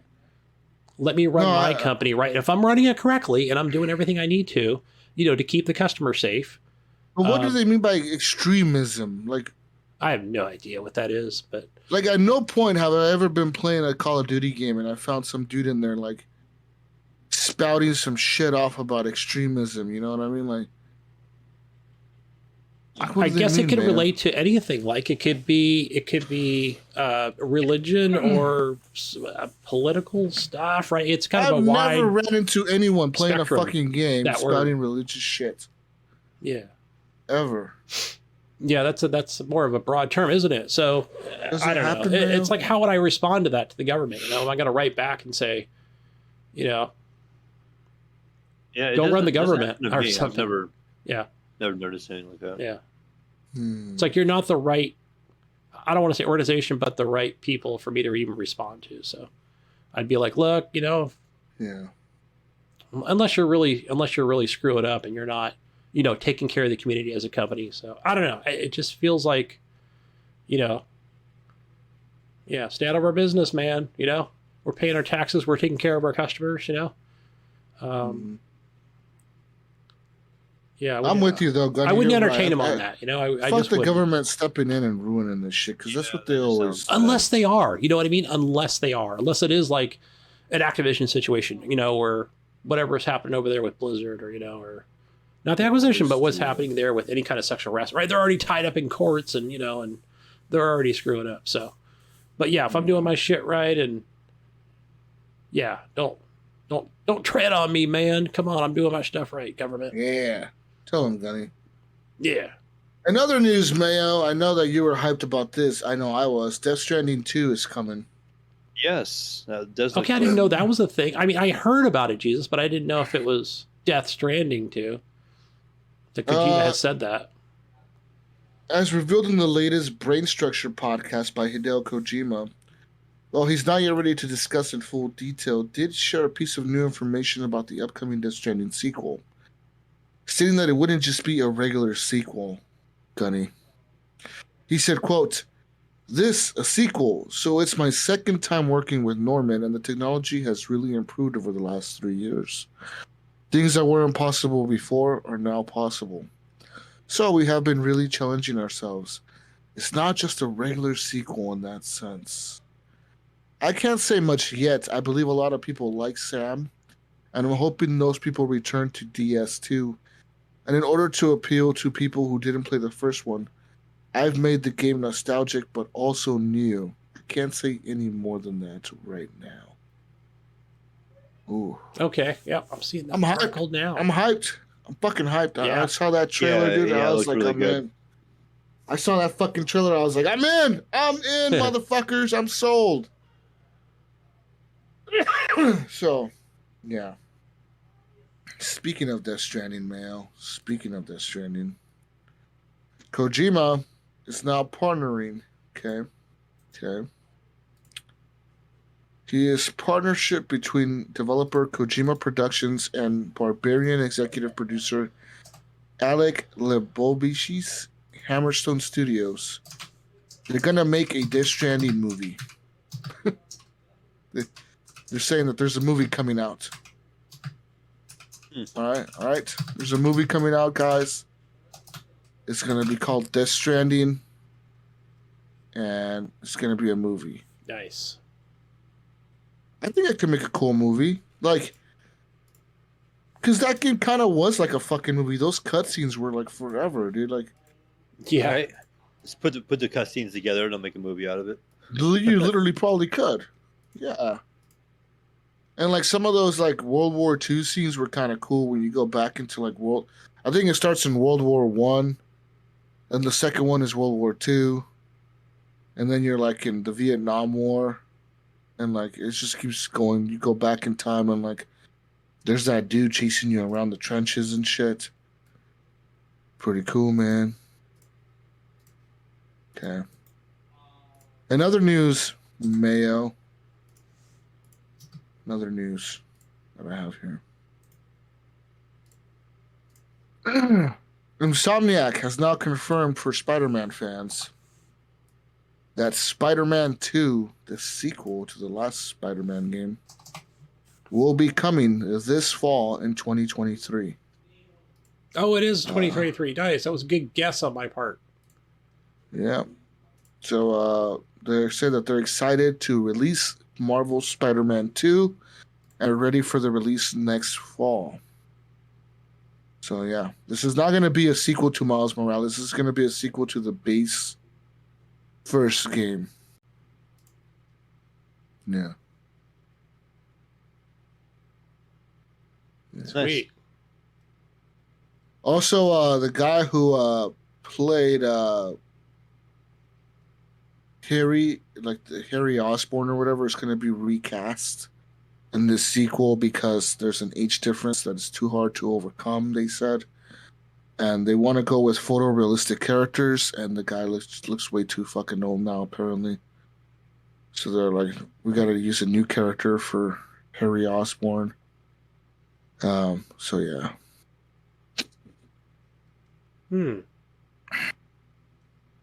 Yeah. Good deal. Also, next year on June 2nd, Spider-Man Across the Spider-Verse movie's coming out, Mayo. And in that movie, they're actually going to include Spider-Man Miles Morales from the video game and Spider-Man from the first game. They will be part of that movie as well. Like the video game characters are going to be part of the movie. Yeah, that's interesting. Yeah. Because I mean, the whole point of the Spider-Verse is that there's a bunch of different universes, Spider-Man, right? Yeah, there's like a Spider-Man in each universe, you know. Yeah. Yeah. There's like a chick There's Spider-Man. like that girl one, and there's a pig one, and it's like Spider-Ham, I think is his name, maybe. Yeah. That movie was actually pretty good, man. That Spider-Verse movie. Yeah, it was. So I'm kind of excited that they're making a sequel. But it comes out June 2nd, and they said that, yeah, in the June 2nd sequel, there's going to be the characters from the Spider-Man games in the movies. Also, let's move on now to some more news, Mayo and Gunny, from Amazon. Dun, dun, dun. Amazon, Mayo. Amazon. Okay, they're still around. That little company still exists. Okay. Amazon Games. They're still Mayo making and games? Gunny. I thought they gave up. They still got Listen, Luma? Gunny, Luma? you motherfucker, listen. They're getting ready to do a big one. Amazon Games just announced they're going to publish and make the next Tomb Raider game. Oh, yeah. Yep. Crystal That's Dynamics. Right. That's right. Sweet. In a press release from both Amazon Games and Crystal Dynamics, the newlyweds announced an agreement for a multi-platform game to be globally published by Mr. Bezos and Company. Yeah. Also, Crystal Dynamics had a few other things to say, such as Gunny, this new game by Crystal Dynamics called Tomb Raider something something something, will be using the brand new and shiny Unreal Engine 5. Ooh. Dun, dun, dun. The shiny. So you know that's going to be it's going to be next gen only. Maybe. Right? PS5, Series S and X. Does it not work on the old systems? I'm sure it should. Well, if it's Unreal Engine 5, I would just assume that it's going to be You think this is the year they finally start saying "fuck you" to the old consoles? They need to. Yeah. Really, But I mean, Xbox doesn't let people do that, right? Isn't it Xbox's fault? I don't, so I haven't been covering like for example, Callisto Protocol, right? Is that on Xbox Series or One X or what? I have no idea. So, right, is it on the one? Is it just a lowered? No, actually, it is. You know what? It is. No, it is. You know why, guys? Because when I went to buy this game, I was talking with Ryan at the same time, and I was like, "Oh shit! I almost bought the wrong version. I almost bought." What happens when you do that? Can you just pay the $10 difference and upgrade, or do you have to I think so. rebuy it? I think so. Okay. I'm pretty sure they just let you do the $10 upgrade. So. Okay, I was about to say, what's tough? You have to. I think they refund that version. Who was it? I was talking to somebody who goes, "Oh yeah, I bought the wrong one. I got it refunded and then bought the right version." So. Oh. So, but yeah, I think we need to see more, more exclusives for next gen, right? And the only reason a couple reasons, right, where I can say, okay, well, they don't have to work on the older versions, right? So we can hopefully get a game out sooner, right, where it is going to be, PC, PlayStation 5, Series S and X. So, there you go, 3 versions. That's what we need to focus on. So instead of trying to focus on old gen, so trying to get that to work before we can call a release date. It's like, no, how about just focus on one thing, or 3 different platforms, 3 versions, boom, get it done. So don't try and spread yourselves too thin. I don't know. It's just my thinking on it. But it's time to move on. I'm sorry, Xbox One users. So you can stream it, maybe. Hopefully you can stream the game through the cloud. Assuming it's Game Pass, but yeah. Not that it will be, but you never know. Not if Amazon's going to publish it, so it won't be. I have to pay the $70. In other news from Amazon, they are not confirmed that they are now making a God of War TV series that will be exclusive to Amazon Prime. How do you think that's going to go? I mean, well, it'll probably be all right, but I think it's gonna not do good because I don't know anyone that watches Prime, bro. Like we all have it. Not like a series, maybe on Prime. I have right? Prime. The wife watches Prime all the time. Does she? Yeah. The last series I watched on there was that Chris Pratt one, the one where he's like a Navy SEAL. Yeah, I did watch that full series. That was cool. It was like short, so it was easy to watch. It was like 7 episodes. Like 45-minute episodes, each one of them were like an hour each. So yeah, that's a cool series. If you want to watch Chris Pratt fuck people up, man, watch that series. What was that called? That was a good series. It was like I one forget full what season. it was called. Yeah, it's good. Just look up Chris Pratt. But yeah, they said that they are working with Sony in adaptations for their God of War series. Nice. Yeah, Amazon's still holding its own. It's not exactly a Netflix or Hulu, or a Disney, but still it holds its own. Yeah. But I mean, I think it's smart. Like I told you guys before, Sony should do this. Sony should make all their shit into movies. And it's like they listen to us. Yeah, yes, I remember we talked about that. Yeah. Right. Yes, we should. And they're going to. Because, I mean, we have that coming out now, right? God of War series. Got The Last of Us. We have The Last of Us coming out next month, Mayo. Yep. And, like, what's next? I'm pretty sure they're going to make, like, a Uncharted. Horizon Zero Dawn. They made a movie, but we need a TV show. Yeah, so they made an Uncharted movie. I think they said they're making a Horizon Zero Dawn movie as well. I want Horizon Zero Dawn made by Michael Bay. Yeah. Yeah. Yeah. He's That got would be experience, I sick. guess, right? Well, he does with all the robots like all the right. Transformers shit, dude. I mean, that's kind of what it would be like, right? A bunch of robots fighting and shit. You know what I want? I want a Little Big Planet cartoon. Animated series. I don't know. Not as popular, but I still think it would work. An Astrobot cartoon may work. Yeah. But I mean, it's kind of weird. Like, as a kid, I remember there was nothing that was video game related that was ever like a TV show or like a movie. You just had that old Mario cartoon. Like that Yeah, Super yeah, Mario cartoon. that old Mario movie, that fucking live action one. Yeah. Oh gosh, that was so bad. Yeah. That was bad. I did see a new. I don't know about how new it is, but I did see a trailer new to me for the Super Mario Brothers movie today. I went and saw Avatar, and they had the trailer for the Mario movie at the beginning, and I don't know. I get a feel like they're gonna do a lot of like homage to different things. They show like Rainbow Road, and it shows a bunch of the Mario Kart carts. You know, like Mario's driving it, and it has like he's being chased by a bunch of people. They show it looks like he's kind of like a scene, kind of like he was training, and he like dodged something, and then he lands on one of them bricks that like stays so long and it like drops, and then like Mario falls. It kind of looked like he was doing some kind of training. So it looked like they were pulling in different parts out of a lot of different of the games, and just out of the Mario universe in general. Like, thought that was kind of cool how they added that in, like with the Mario Kart and stuff, and that. So, and they showed Princess Peach, and they had like little Toad people, and they're showing more of that stuff. It had you could hear the voice of Luigi and stuff, and I haven't seen the trailer for it. I know my son I don't has. know how new that trailer is. I saw the initial one, but this one is a little different. So it looks interesting. In other news, okay, there's a new PC game coming from Sony, Gunny and Mayo. Returnal. Oh, that's coming out, huh? I get to It's play coming to the PC.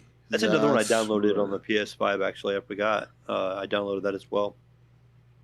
All right, listen. Word of Returnal's arrival on the PC arrived during the epically long Game Awards last week, where it was followed by a Steam listing mail that included the recommended specs of a 6-core processor, an 8-core if you're rocking AMD, You must have a minimum of a 2000 series GPU, 60 gigs of space on your hard drive, and you must have 32 gigs of RAM. Huh. Those are the minimum. The minimum was a 20 series? No, those are the recommended specs. Those are not recommended. Okay. recommended. So yeah, I was like, 2000 wow, series. 2000 series was minimum. I'm like, holy cow. The minimum is a 1060 GPU. You still need 16 gigs of RAM. So yeah. Gunny's still hanging on over there, that 1070. So, dude, you'd be surprised how many people still game like on a 1070. Yeah. Yeah. Like millions of people in China are still gaming on a 1070 because they're playing. What's that fucking game? They're playing like League of Legends and shit. Like, That's on CS. They're playing CS:GO, bro. Yeah. Okay. Hey, a lot of people play Counter-Strike. Yeah. Popular stuff. So Jesus, now Xbox Game Pass has teamed up with Riot Games. So now on your Game Pass app, you can launch Valorant and League of Legends. Why you would, I don't know, but you would just go to the Riot app. Still, I think it now. I'm guessing you can probably link the two. It does say link your account. Yeah, it's probably going to give you some skins and stuff that you can use if you have Game Pass. That's my guess. Yeah. In other news, if you drive a Tesla that's a 22 model or newer, you're going to be getting the Steam Update app. Okay? There's a Steam app now available on your Tesla. Oh, sweet. And you can play games on there, such as Cyberpunk. You must have the 16 gig DDR memory on there. And you also must have the premium connectivity package. I don't know what the fuck that means, but that's what you must have to play this game. So yeah. Interesting. Go Elon. Check my Twitter account and play some He's doing this thing over whatever there. it is on Steam. You want to play while charging your Tesla. In other news, Harry Potter released some more details about their Hogwarts Legacy game. It is now just a few months away, releasing in April. But the game will let players learn the series of infamous unspeakable curses. And you can even use these curses on other students. That's right. A new gameplay reveal ups the ante even further, though, showing off the game's Dark Arts Battle Arena, where $10 extra nets you the opportunity to instantly murder goblins and wizards. Avalanche Studios' second gameplay showcase for Hogwarts Legacy aired earlier this week. They showed off flights on broomsticks and hippogriffs, as well as the game's customization options and Room of Requirement home base. So there's that. Yeah. I don't know, you can kill other students in the game. I don't know. I'm kind of excited for that game, the Hogwarts Legacy game. Yeah, it looks like it's shaping up to be pretty good. Yeah. And let's see here. More news. I got one here, Jesus. Marvel Snap, if you guys have been playing it. I've been playing a little bit of that on I love that game. iPad or iPhone. New content roadmap, guys. Includes a new battle mode and much more coming down the pipe. So, developers issued an update for the roadmap for the continued support of the popular card game, which is fully launched on the iOS, Android, and is still on early access on PC. You know what's funny? I played it on Steam as well. I was like, oh, is it a different style type game? But it's basically the same thing. But yeah, it just kind of looks like that mobile version of it, so which is cool. So, let's see here, guys. The roadmap for Marvel Snap was shared for the game even before its launch. Let's see, featured list in the roadmap at the point that it's has since been added include reward delivery, the inbox system titles, and most recently the long-awaited collector token system.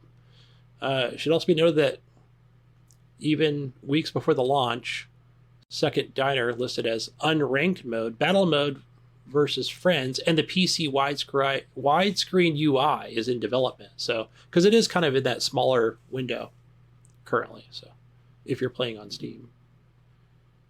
So, we will get the battle mode versus friends. That's been shifted up from the development as to coming soon. Unfortunately, its only major feature has been shifted up. So, unranked mode and PC wide screen UI both remain listed in development. We've already talked about that. So, some more stuff coming down the pike for Marvel Snap, guys. Yeah, Nice. good little card game. I like it. Yeah, it's easy for me. And a couple more pieces of news. Okay. One piece of news here is Microsoft may be exploring a cheaper ad-supported Xbox Game Pass Lite. So this is some speculation going on here.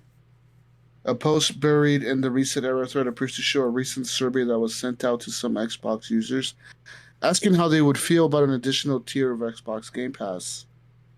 If real, the purported tier would cost players $3 per month and would provide access to a variety of Xbox Game Pass content with some fairly generous limitations.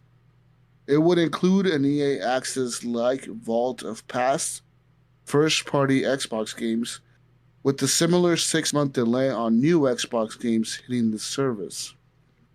Those who access these download-only Xbox games via this tier would be asked to view an ad before their game launches every time. Assuming the above table is real, this tier also includes online multiplayer access, Mayo, which is currently $9.99 a month, and offers no games beyond the severely diminished Xbox Live Games with Gold program. So, there's that. This supposed ad tier would aggressively undercut the monthly tier of Xbox Live Gold, potentially becoming a head-scratcher in this equation. So, would Microsoft really be willing to sacrifice the $10 per month Xbox Live Gold subscription for this far cheaper version, which also includes vast amounts of the best Xbox games? Would ad revenues be able to make up for the potential shortfalls there? And some people are skeptical. Says here, Microsoft does offer Xbox Live Gold at $60 a year, which works out to $5 a month. But even at that price, there's still a deficit to account when there's millions of users. So, what do you guys think of that? A $3 a month Xbox service that lets you access vault games in, this, and then you got to watch an ad before your game launches. So, did you say instead of the $10 a month thing, or just this would now be like an added thing? This would be now like a third tier. Yeah, this would be like a new tier. It's like a Game Pass Lite where it doesn't have all the Game Pass games. Like, for example, like I said here, it only has games that are 6 months or older, like the EA Access Vault. And so, like, for example, High on Life wouldn't get added to this service until, like, June of next year, right? So, like the basic tier that PlayStation had. Well, yeah, probably but something every more time, and it would be a limited library, so it would be limited to whatever they have on the vault. Yeah. And it's $3 a month, and you get to watch an ad before your shit launches every time. Okay, that's not too bad. I think, so this is going to target the people that just, like, are, really hardcore on the, I've always had Xbox Live Gold and will continue to have it. I don't know what Game Pass is, but maybe this is more of a target for them, right? To say, look, it's time to move on from, your Gold subscription and either go full on Game Pass for $9.99 or go to this $4 version. So whatever it is. But I think that's a good idea. I think it would be great, especially for, like, let's say you're a phone mobile user, right? So perfect, right? It's going to be great for them. So, or those people that just play, your FIFA and, like your Madden games or whatever, right? They can kind of dabble in these other games for $3.99 a month. It'd be perfect for them. So, yeah, why not? See, right? I feel like I'm the opposite. I feel like it's just going to muddy things up. Like, it's going to make it more confusing for the people that don't know as much what's going on in the gaming world. Because then people are going to be picking it up, looking for a particular game, and it's not going to be on there. They're going to be getting it, and they're going to be going, oh, I hope this was on there, and it's only like 3 months old and not 6 months old or whatever. Yeah. And then they're going to go be like, oh, though this game's not on there, it's not what I wanted. Or parents are going to pick it up for their kids, and then it's not going to be what they want. I just feel like it's another option that's going to be kind of confusing for people that aren't as educated on it. Right. Yeah. Maybe because sure. I'm looking at the chart. It's in Spanish, but they have two prices, right? They have the $2.99 a month, which $2.99 European, which I don't know what that would account to US. But there's also a family version that's a $21.99 a month deal, but that lets you share that with 5 different accounts, and that includes the Game Pass library, 100 games that you can play at any time. No word on that when that's coming to, the West, right? I mean, that family plan. We talked about that before. Yeah.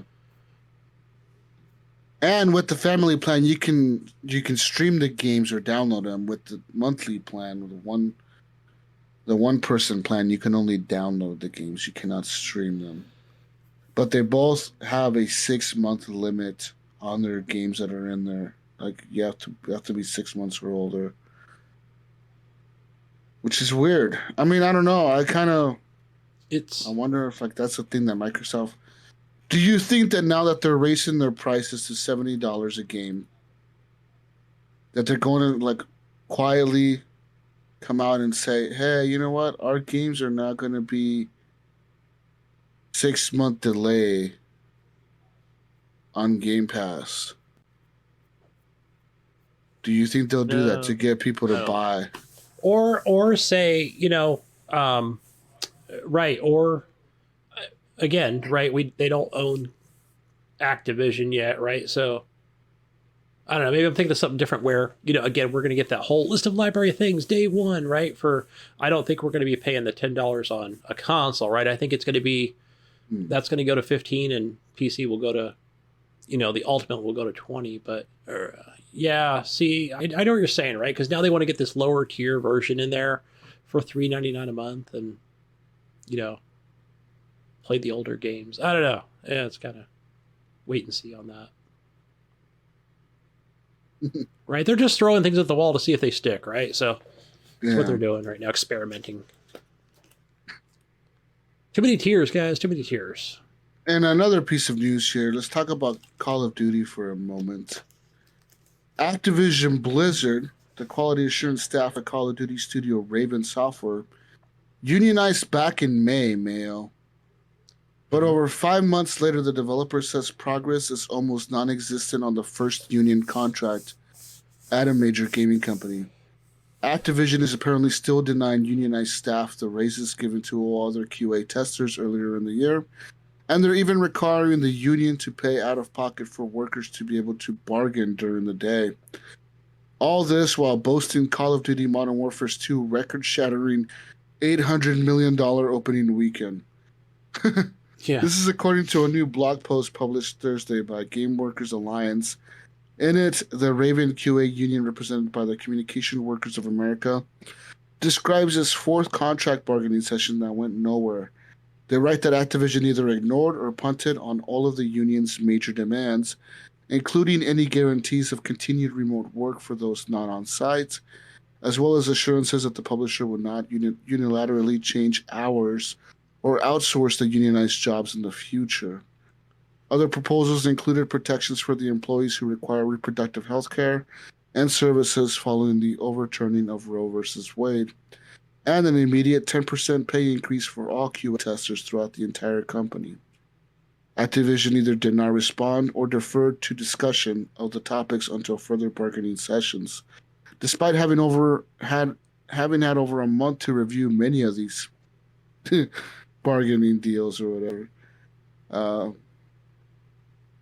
Most notably, the Call of Duty company is still holding firm on not giving the Raven QA the $20 an hour minimum pay rate rolled out to other testers back in April.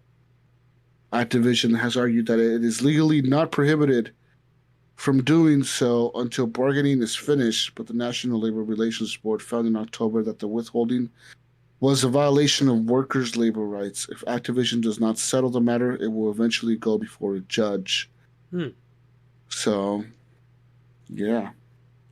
Delays like this appear to be exactly what the company is hoping for, as it now prepares for a proposed $69 billion sale to Microsoft to close by June of 2023. Earlier this week, Activision announced a last-ditch effort to try and delay a unionized vote at Blizzard Albany for a second time. Internally, the company has pointed to these self-engineered delays as examples of why employees should not bother unionizing in the first place. Wow. So, yeah. Yeah, a lot going on there, right? So, yeah, you know, and Activision's not going to make it until June of 2023. Like, right? Yeah. You can't keep kicking that can down the road. So, find yourself in a lot of legal trouble. In other news, yeah. So, as Microsoft now attempts to buy Activision Blizzard, they're hitting some serious roadblocks. The software giant is now being forced to make some concessions, Mayo, and seal the deal. One of those series of promises to rival platform holders that should Microsoft be successful with this purchase, the top-selling Call of Duty series would remain on their systems for the next 10 years. The offer went down pretty well with Valve at Steam and with Nintendo, both announcing their partnership with Microsoft that they will receive Call of Duty for the next 10 years. But Sony, Microsoft chief's rival in the console space, reportedly don't like this shit. So, they got the most to lose if this Activision sale goes through. And Microsoft knows this. This is why Microsoft is becoming increasingly in public, frustrated with PlayStation. Some of the frustration might be explained by the news report on Bloomberg, which says that in addition to promising the Call of Duty games will remain on PlayStation for at least the next decade as standalone retail titles, as well as arriving on the same day as they did on other systems, Microsoft also told Sony that the series could be offered on their subscription service of PlayStation Plus. Bam, really throwing it out to Sony. Wow. Microsoft's Game Pass subscription services have dramatically altered the video game landscape over the last few years, and loads of people simply assume that putting the Call of Duty series on Xbox subscription platform at the expense of Sony's would have been one of the driving forces behind the entire Activision purchase in the first place. So, this report, if true, is certainly a surprise. It's important to know that this isn't a recent addition to the promise made to sweeten the deal for reluctant rival. Bloomberg says that the PlayStation Plus aspect was part of the original 10-year that Sony is clearly not happy with. Yeah, they're not happy ever. Part of an offer made when Microsoft's initial 3-year promise was knocked back. The FTC aren't very happy with Microsoft's attempts to purchase Activision either. Neither is the European Union, which has, quote, opened a full-scale investigation, Mayo. Full-scale. Full-blown, full-scale. Full-on out. Oh, no. It's on like Donkey Kong. The gloves are off. In the UK, in the United Kingdom, Gunny, meanwhile, the Competition and Markets Authority, you know those guys. G'day, mate. How are you? We all know who the Competition and Markets Authority is. They're also now investigating the deal, saying the merger, quote, may be expected to result in a substantial lessening of competition with any market or markets in the United Kingdom for goods and services. So, yeah. And I think... But, I mean, what do you think? I mean, Microsoft offered them, like, yo, you guys want to put this shit on your PS Plus Extra? Go ahead. We don't fucking care. You know, I think they're really throwing it out there to say, look, gamers, look, PlayStation claimers, we at Microsoft care about you, but Sony doesn't care about you. I mean, that's kind of the message they're sending, right? They're saying, look, we offered 10 years. Look at us. We're the good guys. We offered Nintendo. Look at Nintendo over there. They're real happy with their 10 years. And Gabe Newell's over there with Steam with he's super excited about his 10-year deal. But look at you, Sony. You just, like, throw it back in our face, you know, like, but, you know, let's address the the elephant in the room here, guys. I know I've said it, that term before here when I say, look, Microsoft's going to put it on Game Pass, right? Eventually, not all Sony fanboys, right? But they will look at that and they'll go, hey guys, I just saw on the TV, the Xbox, you get the Game Pass for $1. $1, guys. I can play Call of Duty. I ain't got to pay the $70. I don't know. But again, that's still going to be hundreds of millions of dollars, right? The lost in Sony. So that's really the crux of the issue, right? Mm-hmm. That's really what it is. It's not this 10-year deal. It's not a 100-year deal. It's the fact that they're going to lose. They're just not going to bring in as much revenue as they used to, you know? Right? Because now it's really that other platform is damn near giving it to you, you know? Not giving it to you, but you know what I mean? It's like, you can stream this game too. I don't have to buy it on the PlayStation. I don't know. Right? So I get it from Sony's standpoint where they're like, fuck you in your 10 years, you know? I don't care if you offer 20 years, you know? I'm still losing hundreds of millions of dollars, you know? When you guys are practically giving it away as a big conglomerate, so. I mean, yeah, I think that that Sony is pretty smart here, trying to fucking play right. Game. I mean, wouldn't you if you're making hundreds of millions of dollars on, you know, this, even though it's a third party game, but it's Just still your Call biggest of Duty, revenue, or that sells your consoles, man. It's a console seller. Absolutely. Like, yeah. That's why they do these exclusive deals with Activision, right? Say, you know, for advertising rights and everything else, right? It's on the side of buses and billboards. PlayStation, Call of Duty, right? You talk to any regular PlayStation person, they're like, oh, it's on Xbox too. I didn't know that, you know? They don't know, right? Because they only know PlayStation, right? Yeah. PS4 killed it with the Call of Duty. They did. Deals. They killed it for sure. They went balls to the walls on that advertising, man. So, smart move. But, I mean, it's kind of crazy to see how desperate Microsoft is getting. You know, they're like, oh, hey guys, you can have it streamed. You can give it away for free. We don't care. We don't care anymore. Yeah, they're just really throwing it out there, aren't they? Yeah. With their little talking pieces. But do you think... Okay, at what point do you think Sony would agree to the deal? Like 20 years? I don't think so. I don't think so. I don't think they do. Again, I just pointed out the reason why. Go ahead, Mayo. No, I just saying. I don't think they're ever going to agree to a deal. You don't think so? No, I think they're just going to keep trying to get it. You know, this merger canceled out. But I don't think that's going to happen. I think Xbox is going to get it. You know what I mean? But I think eventually you're just going to see Call of Duty go into PlayStation, and it's going to be on Xboxes. I mean, I think it's still going to be there. I don't think Microsoft, like we've always said, is going to take it off of PlayStation. I've always said that. I've always said that. Even when the day this thing was announced, I was like, no way, right? I know Ryan's on the different camp of, hey, you know, exclusive, right? They need that Game Pass library, right? But I have like, nah, I don't know. You know, like, yeah, I think, you know, because they're more into that. When I say, you know, they're putting everything on Steam, right? Not everything, but they're putting it everywhere else. I mean, yeah.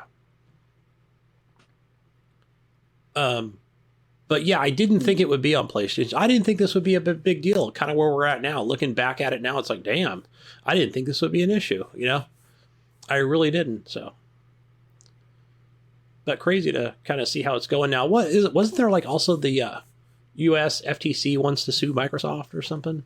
You know, for trying to get this deal to go through. So it's a big shitstorm going on. So lots of lawyers involved. I did hear on a podcast yesterday, guys, that if they continue to, let's say like things really get ugly and, you know, negotiations go on. Again, this goes on through June, but I think it's after like mid-January, guys. If let's say that Microsoft, it's either January or February, where Microsoft says, you know what, we're just backing out of this deal. Right? It's not a good deal, right? Too much fight in this, you know, too much money and resources and lawyer time. They will owe Activision Blizzard $2 billion. Like they'll just have to give that to them. So under contractual fucking whatever. Like some kind of gift. Yeah, pretty much to say, we're sorry. We're sorry. It's a parting gift. We really wanted you for $68 billion, but you know, just take the $2 billion and go sell it to somebody else. I don't know. So it's wild craziness. I don't understand for sure. Other news: Microsoft President and Vice Chairman Brad Smith said Xbox's acquisition of Activision Blizzard is fair, Mayo.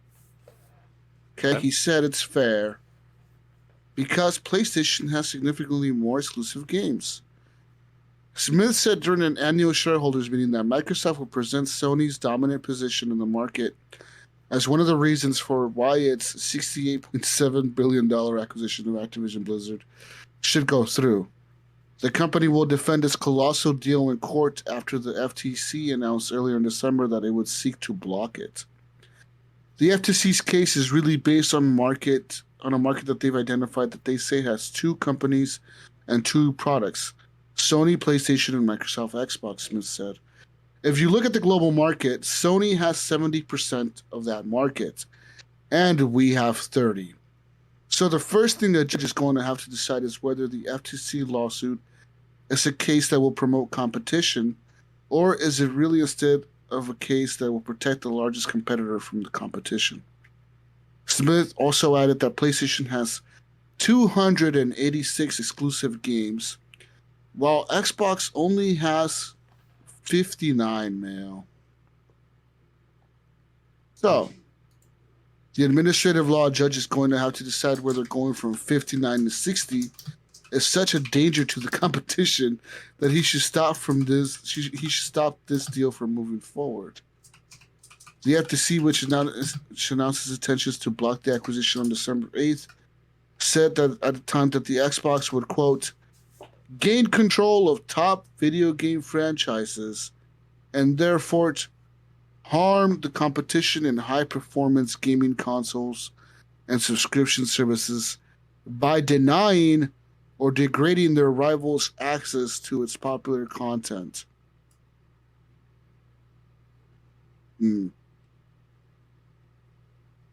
So, 286 exclusives on PlayStation, Gunny. What has Microsoft got? 59. Yeah. That seems like a huge difference. That's even with the purchase from Bethesda and the other studios within that. Yep. Wow. Yep. Wow. So we'll see, I guess. I don't know. It's a big deal there. In other news, Bethesda has not come out and talked more about Starfield. Speak of the devil. Okay. I did see some new gameplay footage. Starfield. Okay. Lead quest designer Will Shen talked about some of the choices the team has made working on Starfield. Shen has worked at Bethesda Game Studios for years, having previously been part of the team on Fallout 4 and Fallout 76, including leading the design on the Fallout 4 Far Harbor expansion. Shen confirmed that players will be visiting Earth's solar system, which is referred to as the Old Neighborhood, and that players will actually be landing on Mars very early on in the story as part of a Constellation questline. Shen also confirmed that the random encounter system has been expanded to full planets, allowing players to discover entirely new communities or groups that needed help when you're exploring the world. Shen also confirmed that the main quest introduces players to all of the major factions. Factions work more like the Elder Scrolls V Skyrim than Fallout 4, which means players usually are locked out of joining multiple factions and going through the different quest lines. That does not mean the player should expect to be in charge of everything, though. You don't necessarily end up as the head of every single faction, he said, noting that your choices will still influence how a faction ends up changing over the course of the game, and that major characters will live or die depending on your choices.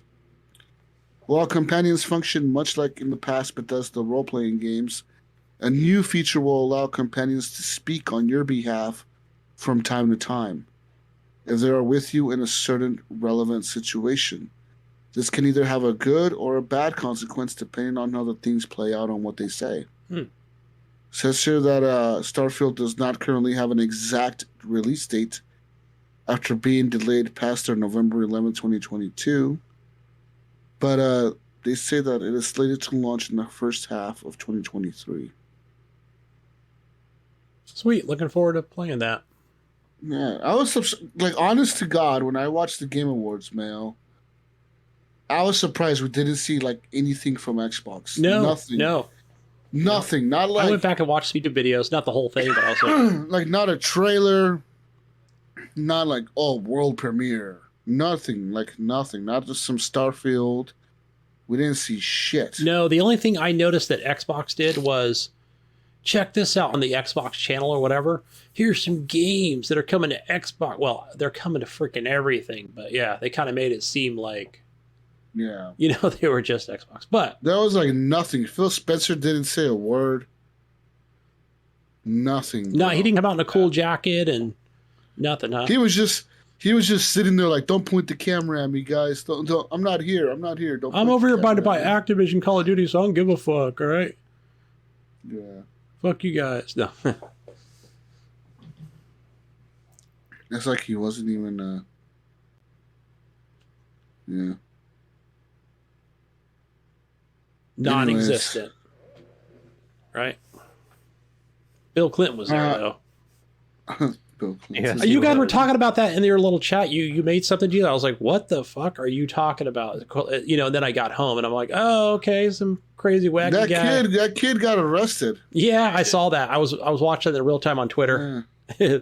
That Jeff Keighley put on there. He goes, yeah, he just got arrested like a minute ago.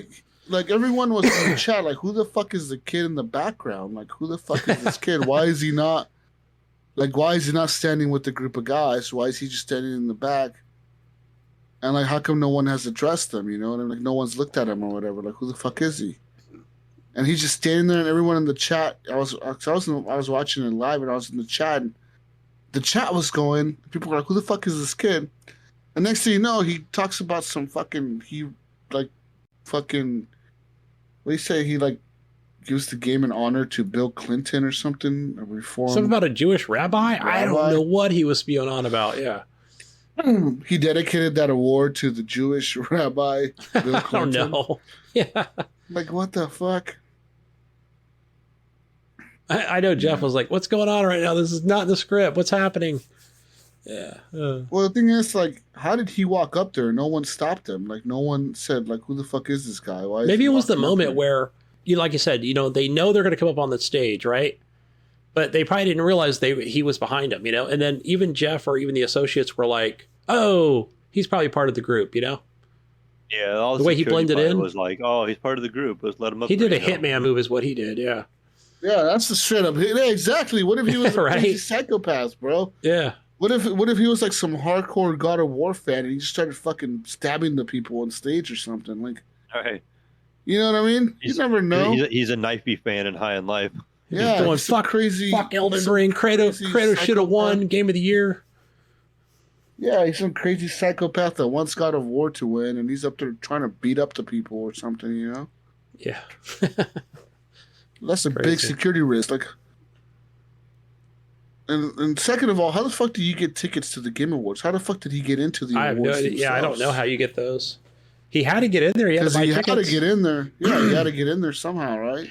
Like I said, Hitman, man, he could be playing the janitor and then came in, changed, fucking wired somebody's neck and then just poof, right? Now he's part of the Game Awards.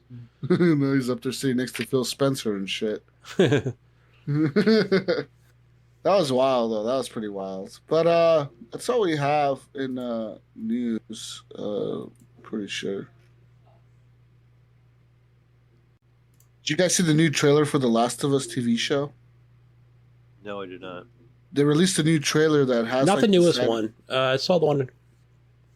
Well, they released one that has a side-by-side comparison to the game. And, like, it looks pretty fucking close to the game, man. Like, I feel like they did a pretty good job with, like, capturing... Oh, I did see part of that. Yeah, they were showing, like... Yeah. Okay. I saw it on my YouTube. And that's all I have for news. I'm dying. Yeah, you can do Ticketmaster. You can buy tickets to the Game Awards. Can you? Yeah, they're not even that expensive. How much? It's not like a lottery system or anything? I'm on the actual site now, but when if I go back a page, it said, when people ask, it was saying it was like $30 or something like that. Hmm. Oh, that's not bad. Now. Yeah. It's asking if it's open to the public, and it says yes. And then how much are tickets? It says they start from around $10 to $39 range. Oh, interesting. Not a bad deal. Hey guys, you guys play any more Vampire Survivors? Did you play it, Mayo? No, I haven't played it at all yet. Yeah, I played about an hour and a half of it today. I forgot to mention that at the beginning, but yeah, so far it's a little grindy, but I'm getting there. It's I don't know. Getting there, man. Getting there. Get my upgrades, get my coins, get my shit up. Not upgraded, but I guess you're getting your better health and stuff like that. So I don't know. It's not something I'm going to play every day. So check that out, guys. Vampire Survivors. Yeah. Game We Pass. do have a couple community questions from last Cheap week. on Steam. Go ahead and shoot those out. I didn't see them on the list. We got a couple on Facebook from Brian Tulip Jr. Jesus, that's kind of one directed toward you a little bit. He said, okay, after listening to last week's podcast, to the issues week after week with games on PC, is it not easier and a hell of a lot easier to just own each console and just turn it on and play it? I ask that same question, Brian, sometimes. No. I would say it's easier, but it's not. I don't know if it's necessarily as rewarding.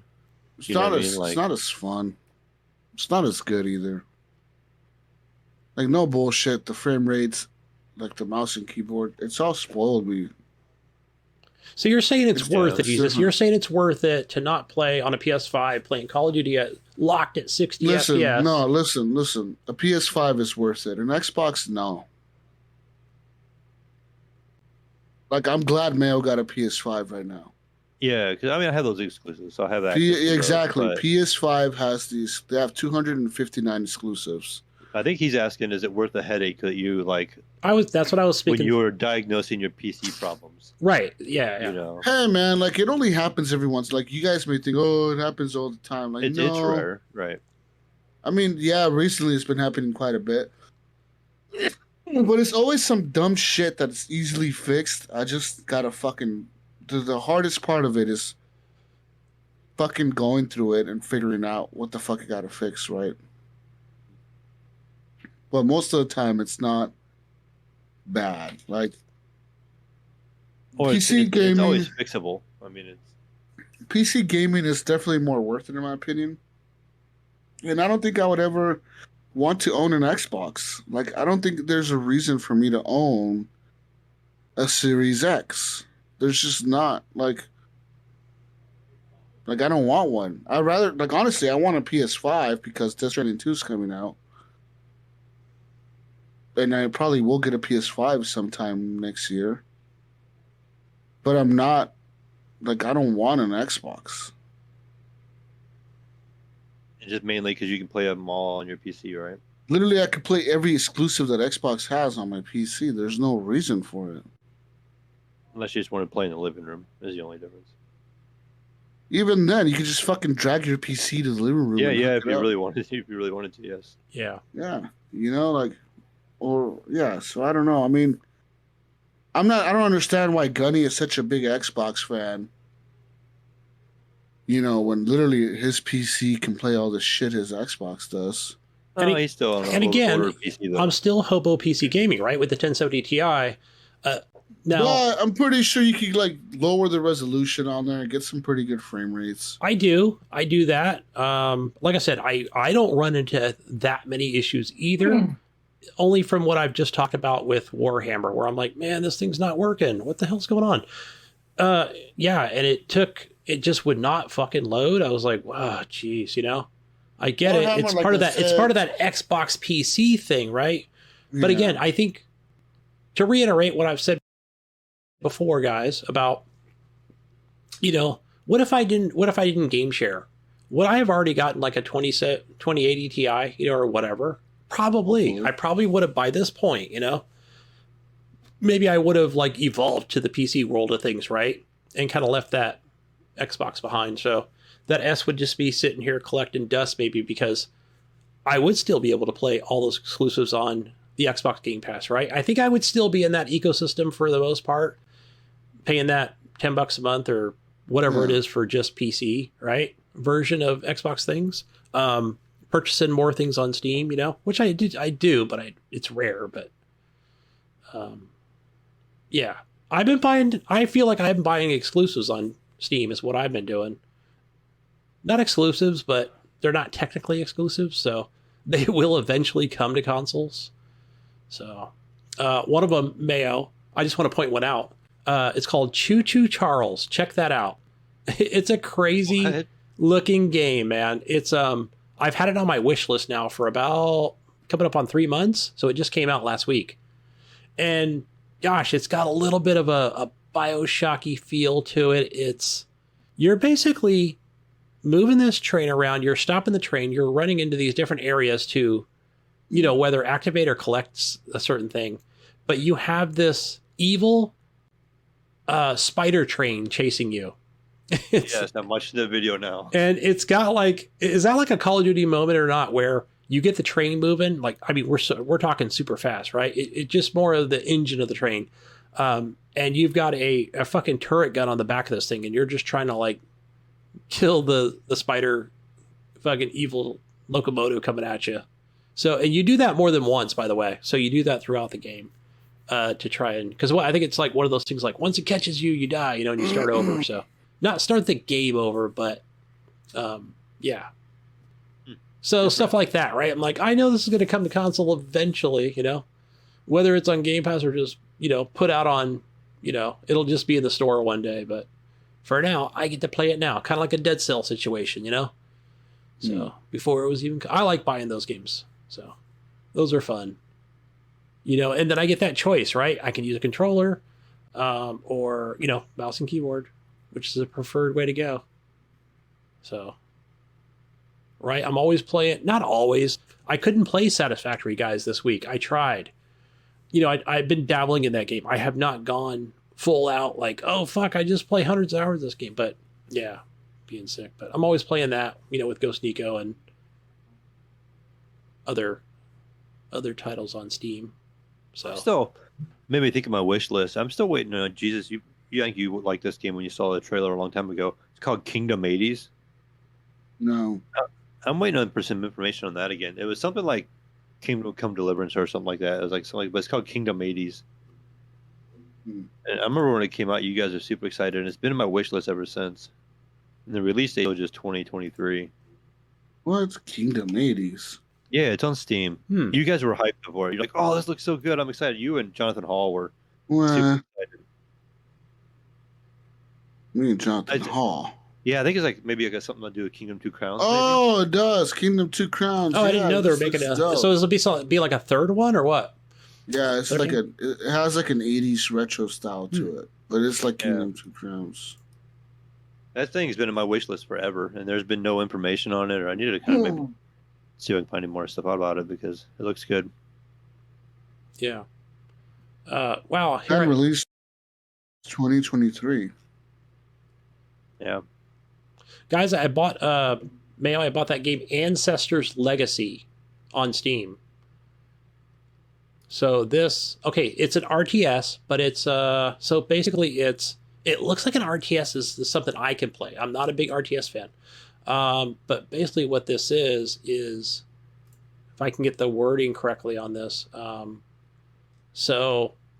European history, basically, you know, villages, conflicts, usually solved by war. So medieval. So yeah, I'm gonna check this out. I'm gonna try this. So I think I've already passed the point where I can return it if I need to. So to say, I don't like RTSs, but I think it looks pretty cool. So this game's been around for a minute. I love those gems. You know, I can buy on Steam for. It was cheap, man. It was like $5.25. Yeah, right now it's $5.24. It's still that price. Okay, good.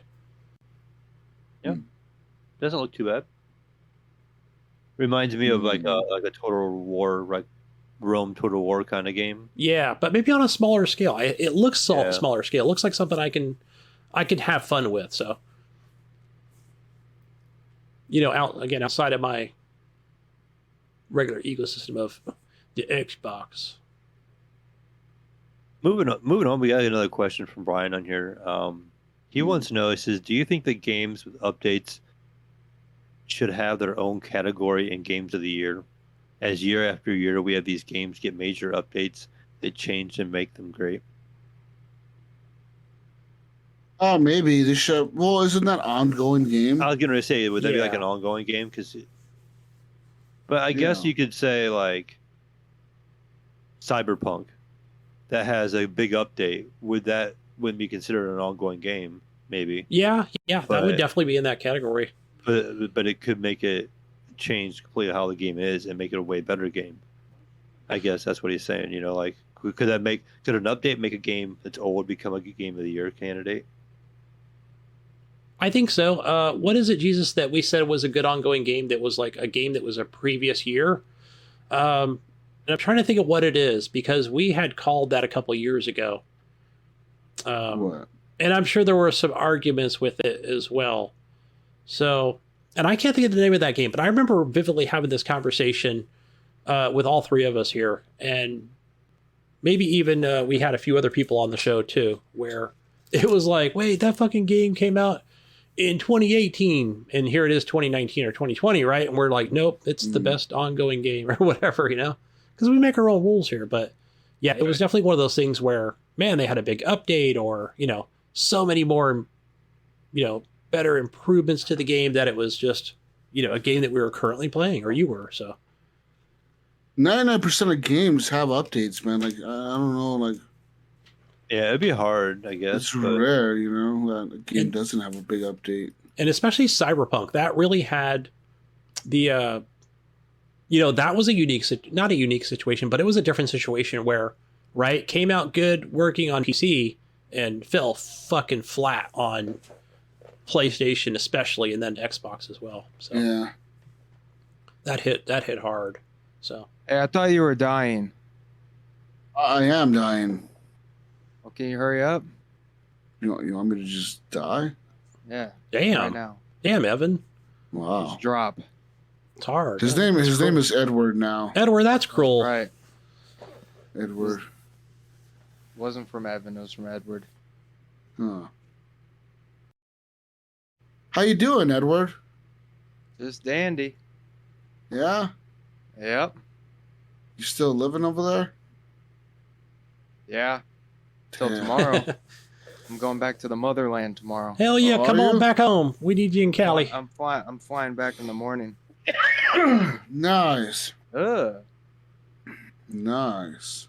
We got the Flying flu back. variant out here, Evan. Yeah, you're Oh, gonna yeah. get fucking sick, bro. You're gonna come out here. That's why I wasn't on last week. You're gonna fly back to Ohio and be all fucked up. Wonderful. Telling you, bro, that's just fucking going around here. Gunny had it a few weeks ago. Now I have it, so that means shit's just fucked. Super spreaders. Yeah. Yeah. So- LA is ground zero, man. I hope you're not going there. Where you at, Jesus? Did you move? No, bro, I'm in like a different. I moved the PC around. I can to see this- that too. I thought something was different. I see electrical panel on the wall. Well, that's electrical panel.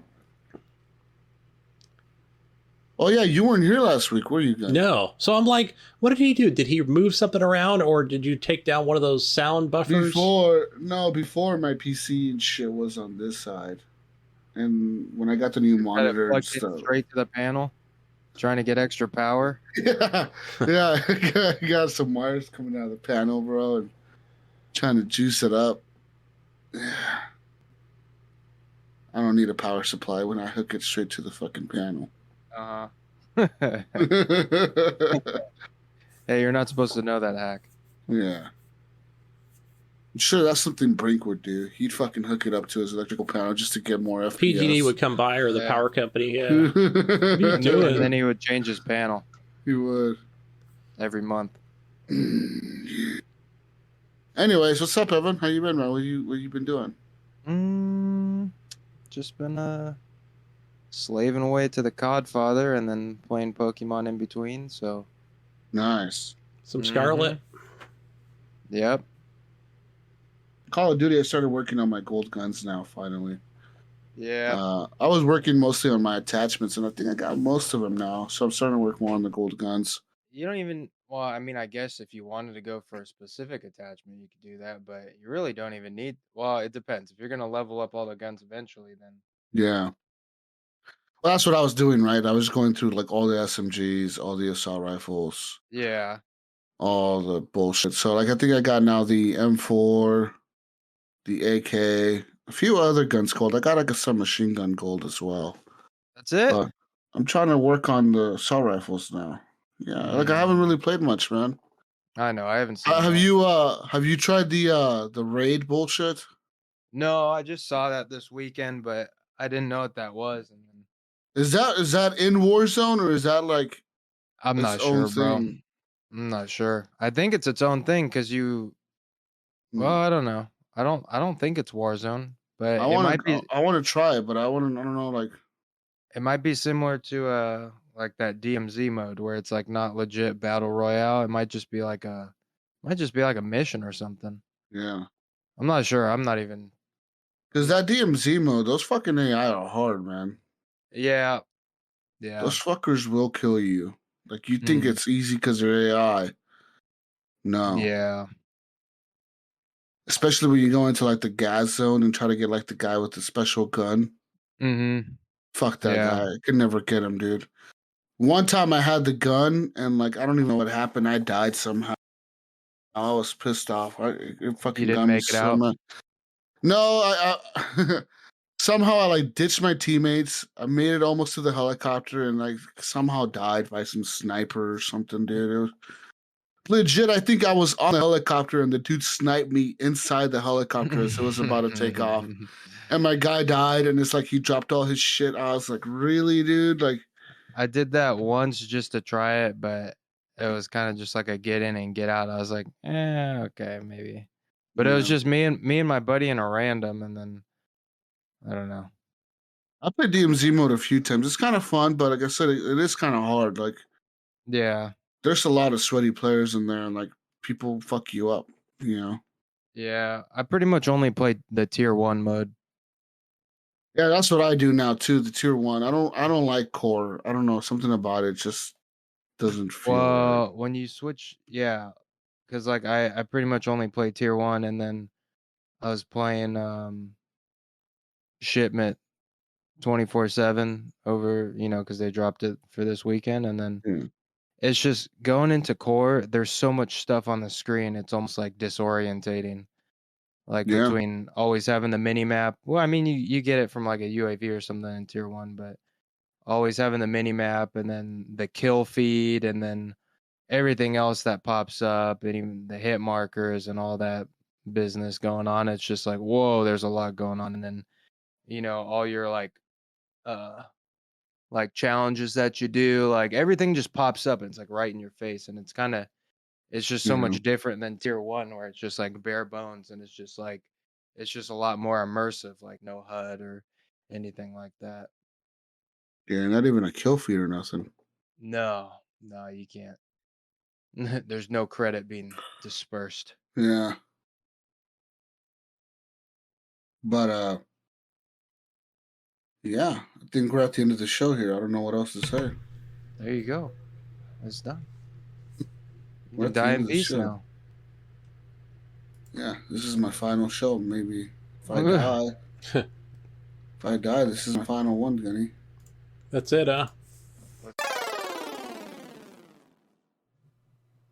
Hey everyone, welcome back to episode 412-2.0. We had a little recording error there, so we're back again towards the end of the show because my recording kind of failed towards the end. So we only got just kind of ended abruptly, I believe, with Evan and Jesus talking about their Call of Duty experience. But I'm back here with the Mayo. Welcome, Mayo. Welcome back to 412-2.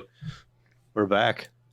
without that hobo Jesus. I think he died somewhere. I think he did, right? I think that was it, right? He just croaked in the chair. I think, yeah, because I kind of reached out to him like, Craigbot is still recording on Discord.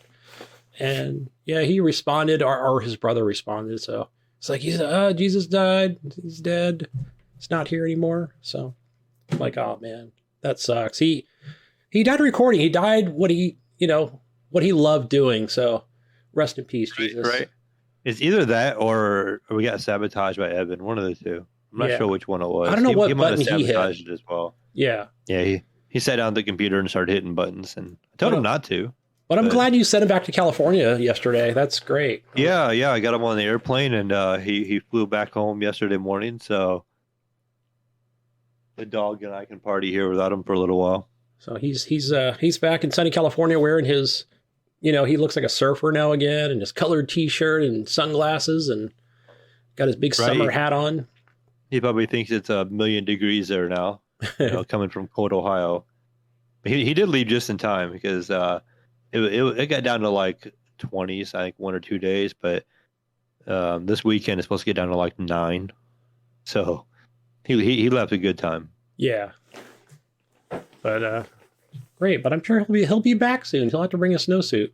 So bring some buckets and shovels and make snowmen when he comes back. That's awesome. Oh yes. But yeah, but moving on, I mean, we can pretty much, I'm not sure if we got to hit on that last question before Evan and the recording dropped off, but Jason Sams just wanted to know, he said, do you guys think that Spider-Man 2 will be out or will it be delayed? And I think Jesus kind of hit on it in the show the other day. I think it's going to be out on time. Yeah, I think we did answer that question. So you're right, because yeah, they'll definitely get that out for the holidays. So I think the pandemic type stuff's kind of over, and they got to kind of get something out. And I mean, why not? They could have just not released the time. They could have just said, hey, we're going to release Spider-Man 2 when it's done. But they seem like they're pretty confident, and I think they've had some time to work on it.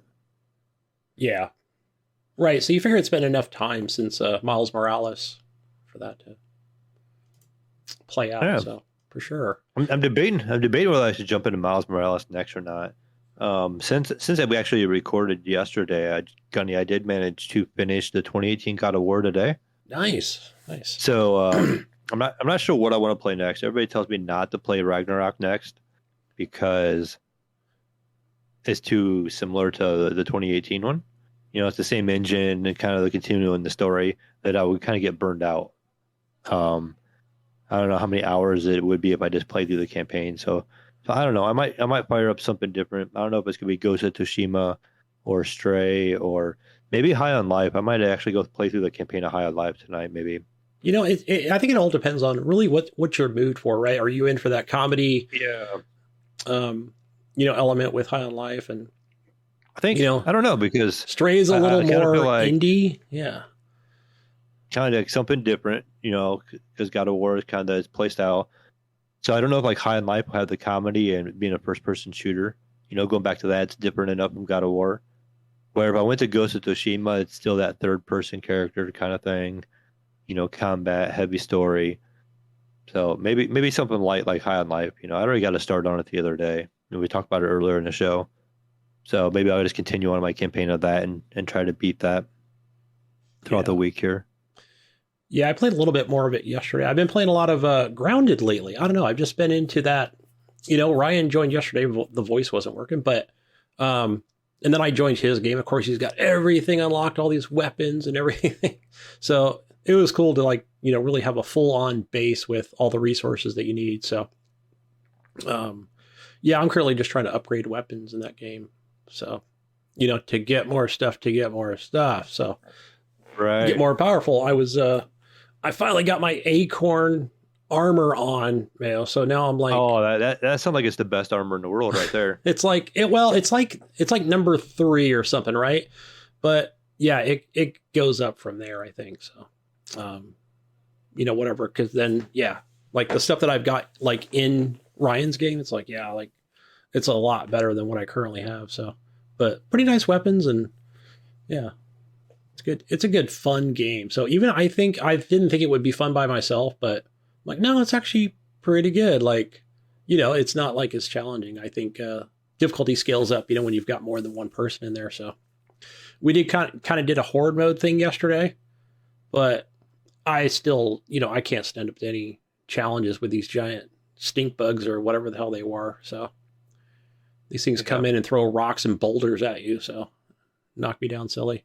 But yeah, played more grounded. Yeah, so I'm out of the slums now and back. I think already did that second bounty. And, I try to, I guess I'm one of those people, where I don't know what those things are called, but we'll just call them like chests, right? Those things you can go at and stab at and get coins and money and stuff for upgrades. But I kind of go out of my way a little bit where I'm like, oh, I can see it, but how do I get to it? So, sometimes you might be making platforms, right? Not making them, but you activate them. How about that? So I'm sure you've seen those, right? You kind of shoot a little glowing green thing and right. It might just be a time thing where that platform's only going to be there for 7 seconds or whatever it might be. So it's on a timer, but I don't know. I'll try it like 3 or 4 times. I'm like, oh man, I might just give up on it, but try to put a little more effort into get more money for upgrades. So definitely. Yeah. But yeah, just having fun with that. Back at the base, back at the house and finishing bounties. I'm about to go on my 3rd bounty. So always funny, great dialogue. So it still cracks me up that guy who's like this former bounty hunter, he just moved into your house, right? He's still on the couch watching movies. So, nice. Yeah. And your sister, she just sits at that chair in the kitchen, and God, he just fucking moved in here. That's it. He just lives here now. And God, he stinks, and like he's too lazy to even get up off the chair to use the restroom. Gross. But yeah, more Apple Arcade stuff.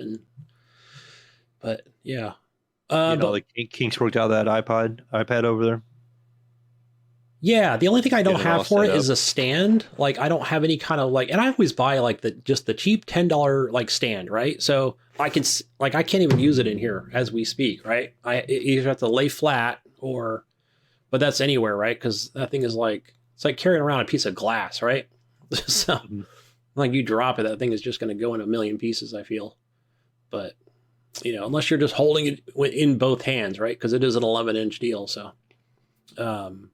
But yeah, I mean, it was super easy to get that thing transitioned over, put everything in the cloud, download everything. I got all my apps and my games and settings and, it's pretty much a duplicate of my other one, but they didn't take the old one in for trade. They said, yeah, it's pretty much worth nothing. It's 5 or 6 years old, I thought we were going to get like this standard $90 thing, through T-Mobile, but no, I'll just give that to my in-laws. So when they come here to visit. You just watch TV on or something. Pretty much, because we don't have cable anymore. We have no cable, but we have whatever Comcast gives you with that box. So I don't know anybody who watches TV anymore, except if you're into sports. So and I saw the other day, I think Apple was trying to get the NFL ticket. I don't think that's like an exclusive thing, but it's more or less like where you pay that $200 a year, or whatever crazy number it is, right? Right. And you get all the games. But it'd be kind of nice to actually have that, on a iOS device, phone, tablet, all that good stuff. So yeah, watch all the football games. Sweet. So, but yeah, that deal fell through. Speaking of a deal that didn't fall through, Mayo, I was looking through, and I'm sure we all saw the same thing today on Epic Games to pay out the $520 million. Oh, I know. That's a lot of money to be paying out. I didn't know about this. Since I don't really play Fortnite or anything. So yeah, this is over children's privacy and trickery charges. So apparently I was looking into this a little more about, I guess when you're in the loading screen, and again, I don't know how recent this was, but this could be 6 months, 1 year, 2 years ago. But I guess when it's loading, you can move the character around the screen, which causes these microtransactions to go through. I think what there is like, so when I watch my son play, when you go into a match, your lobby is like a live lobby where everybody's running around and you can kind of shoot each other and just kind of mess around. And I wonder if it has something to do with that. That's what it goes into. When you queue up, it goes into a lobby and it's everybody that's in your game. And I think you can see all the skins and you can see what everybody's using and all that kind of stuff. So maybe it has something to do with that. Yeah, I don't know. Because Warzone does the same thing, right? Well, the same similar thing, right? Where it is that pre-lobby. Especially yeah, for I think it SSD did. users, right? They get in there the second it, and then it loads up. Yeah, I haven't But, played Warzone at all yet, but not since the Warzone when it first came out. Yeah, and I'll just kind of read this Yeah. part here, not so much what that was, but Epic Games said in a statement that it instituted multiple children's privacy and purchasing safeguards over the years, and that the practices referenced in the FTC's complaint are not how Fortnite operates. It's not how they do it now, even though they made hundreds of millions of dollars, right? The Right. company's proposed settlement agreement with the FTC involves record amounts in two separate cases, as well as a novel legal remedy. They agreed to pay that $275 million to settle regulators' accusations that it violated federal law, the Children's Online Privacy Protection Act, by collecting personal information from children under 13 who played Fortnite without obtaining verifiable consent from a parent. So Yeah. I mean, I wonder what information they're getting. You create an account, I guess maybe an email. yeah, you have to, right? You have to use an email. Yeah, I don't know. What's the age on Fortnite? I don't know what it is. So, something I didn't look into. So it could be 13. It could be The age? Yeah. Oh, I don't know. I mean, a lot of kids play it, so it has to be low.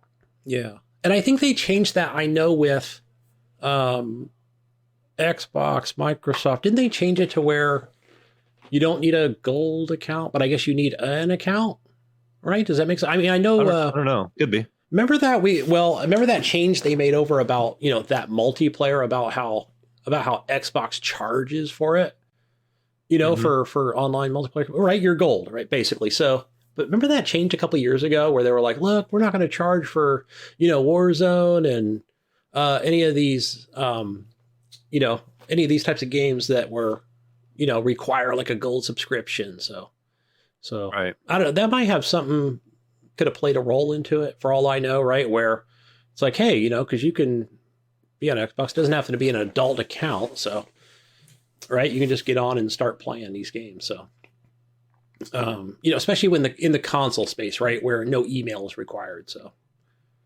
but yeah, probably had something to do with that. Maybe PlayStation, let's say 4 at the time, right? I don't think they ever required like a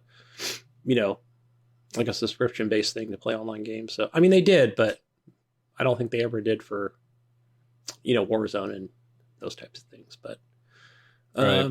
yeah. But anyway, guys, yeah, we'll just move on over here to the console corner because this is more the extended version of episode 412.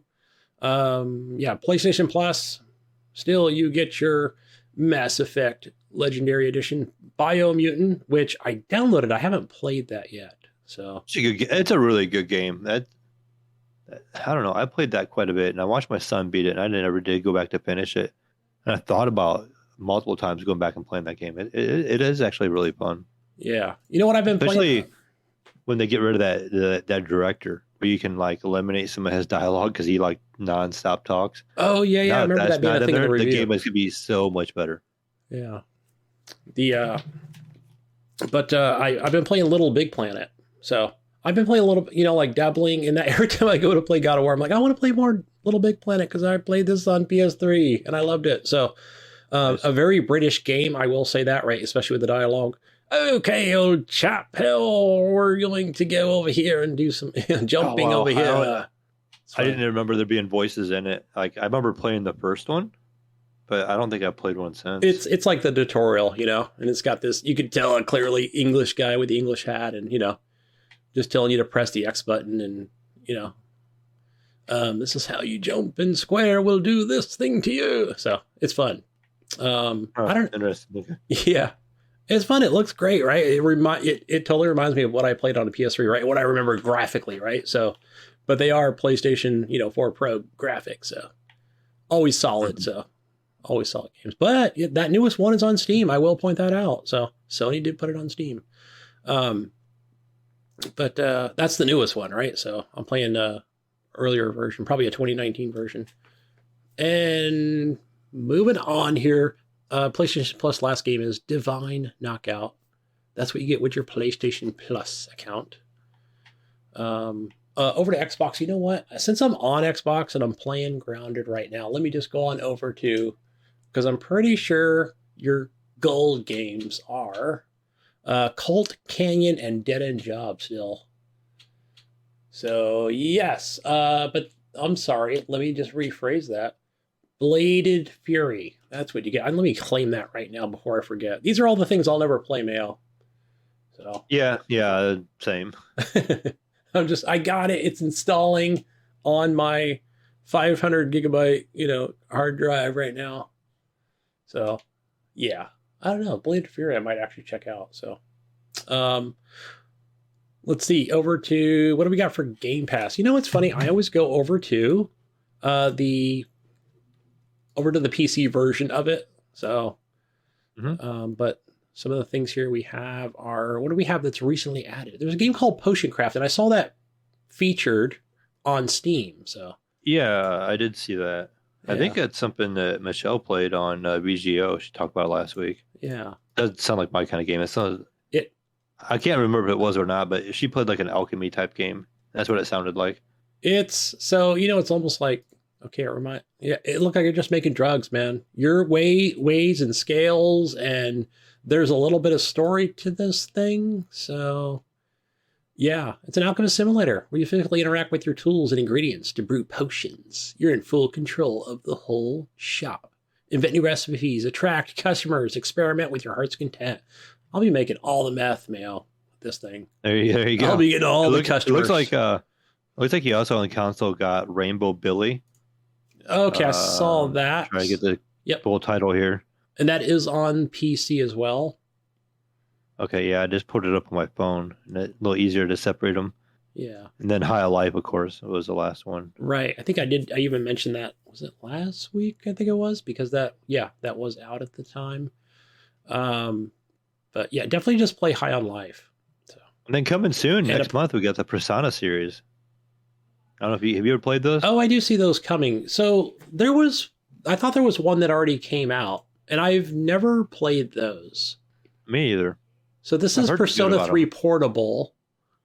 So I wonder if this is like a previous, like on mobile devices. And Persona 4 Golden. So. Yeah. And then right after that, you got Monster Hunter Rise. Yeah. Oh, that was the Switch exclusive, right?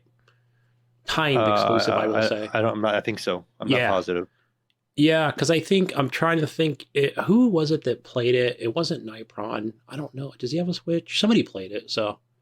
I think it might have been Nipron. Yeah, he might have a Switch. I thought he had played, and I know we have other people in the community that have played it, so. Speaking of that, there's an Apple Arcade Monster Hunter, but you're not so basically you're not fighting the monsters, right? Like you would in a classic Monster Hunter game. I think it's more like, you find them in kind of a collection, but it's more of a, explore the world type thing for iOS. So yeah, so lots of Monster Hunter out there.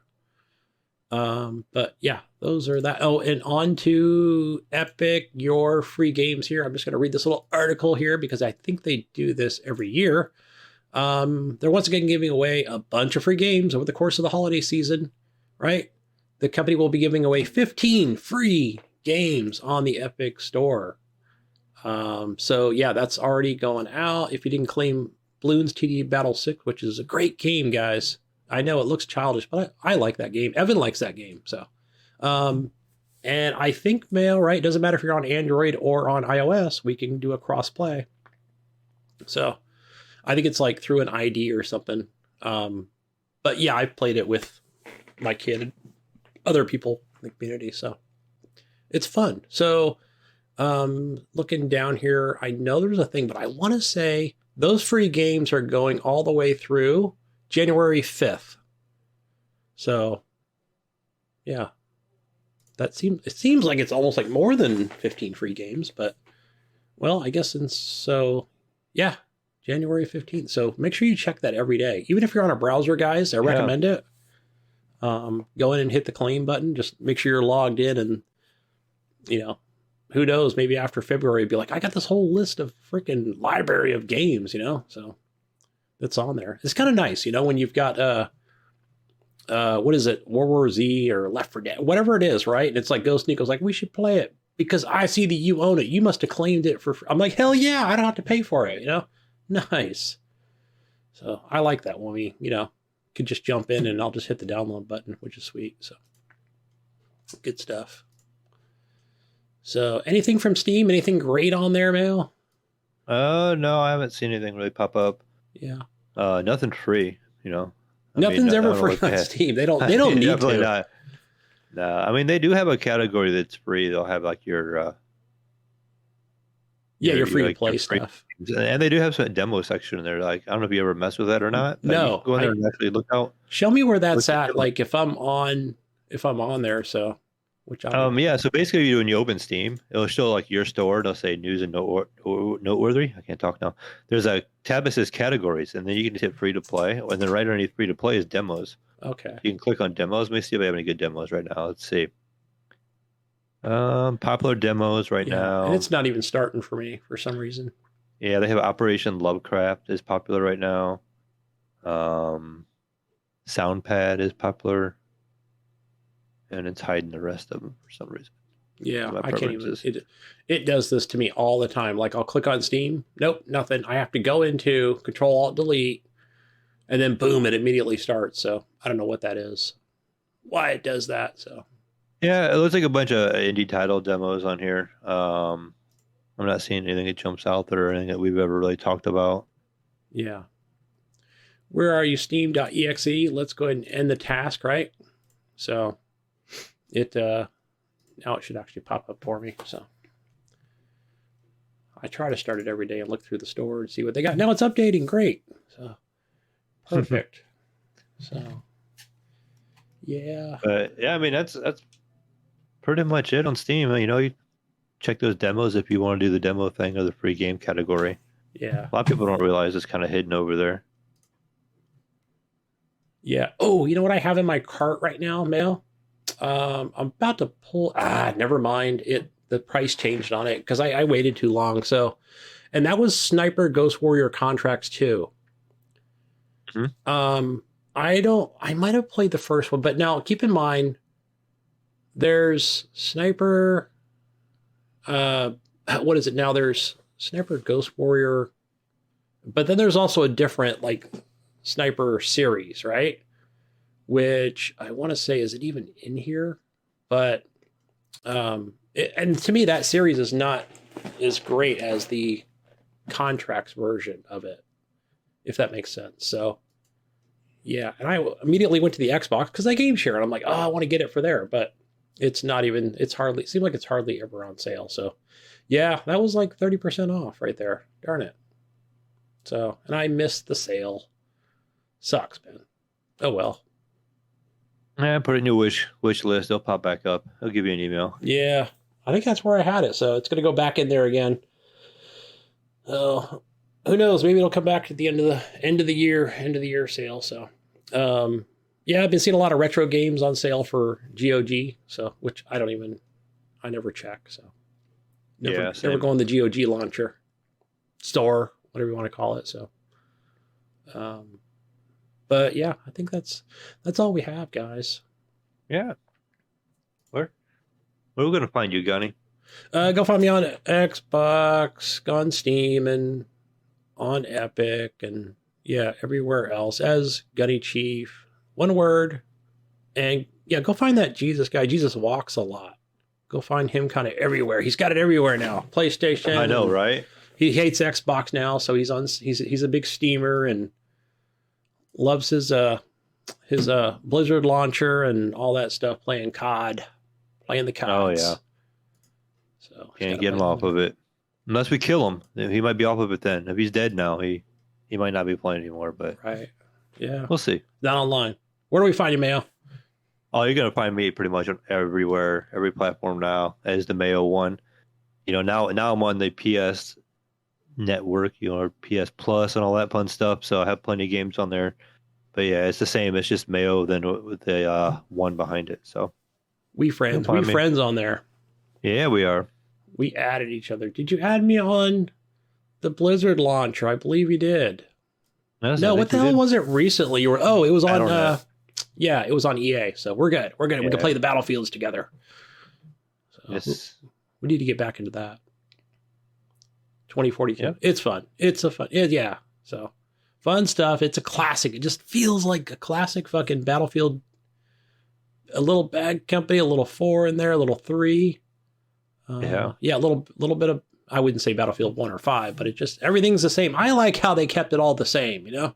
So nothing like crazy or new to learn. So keep it that way, guys. Go find Ryan too. Gib 8777. All right, Gunny. What else could you say? Peace out, Brussels sprouts. Happy holidays.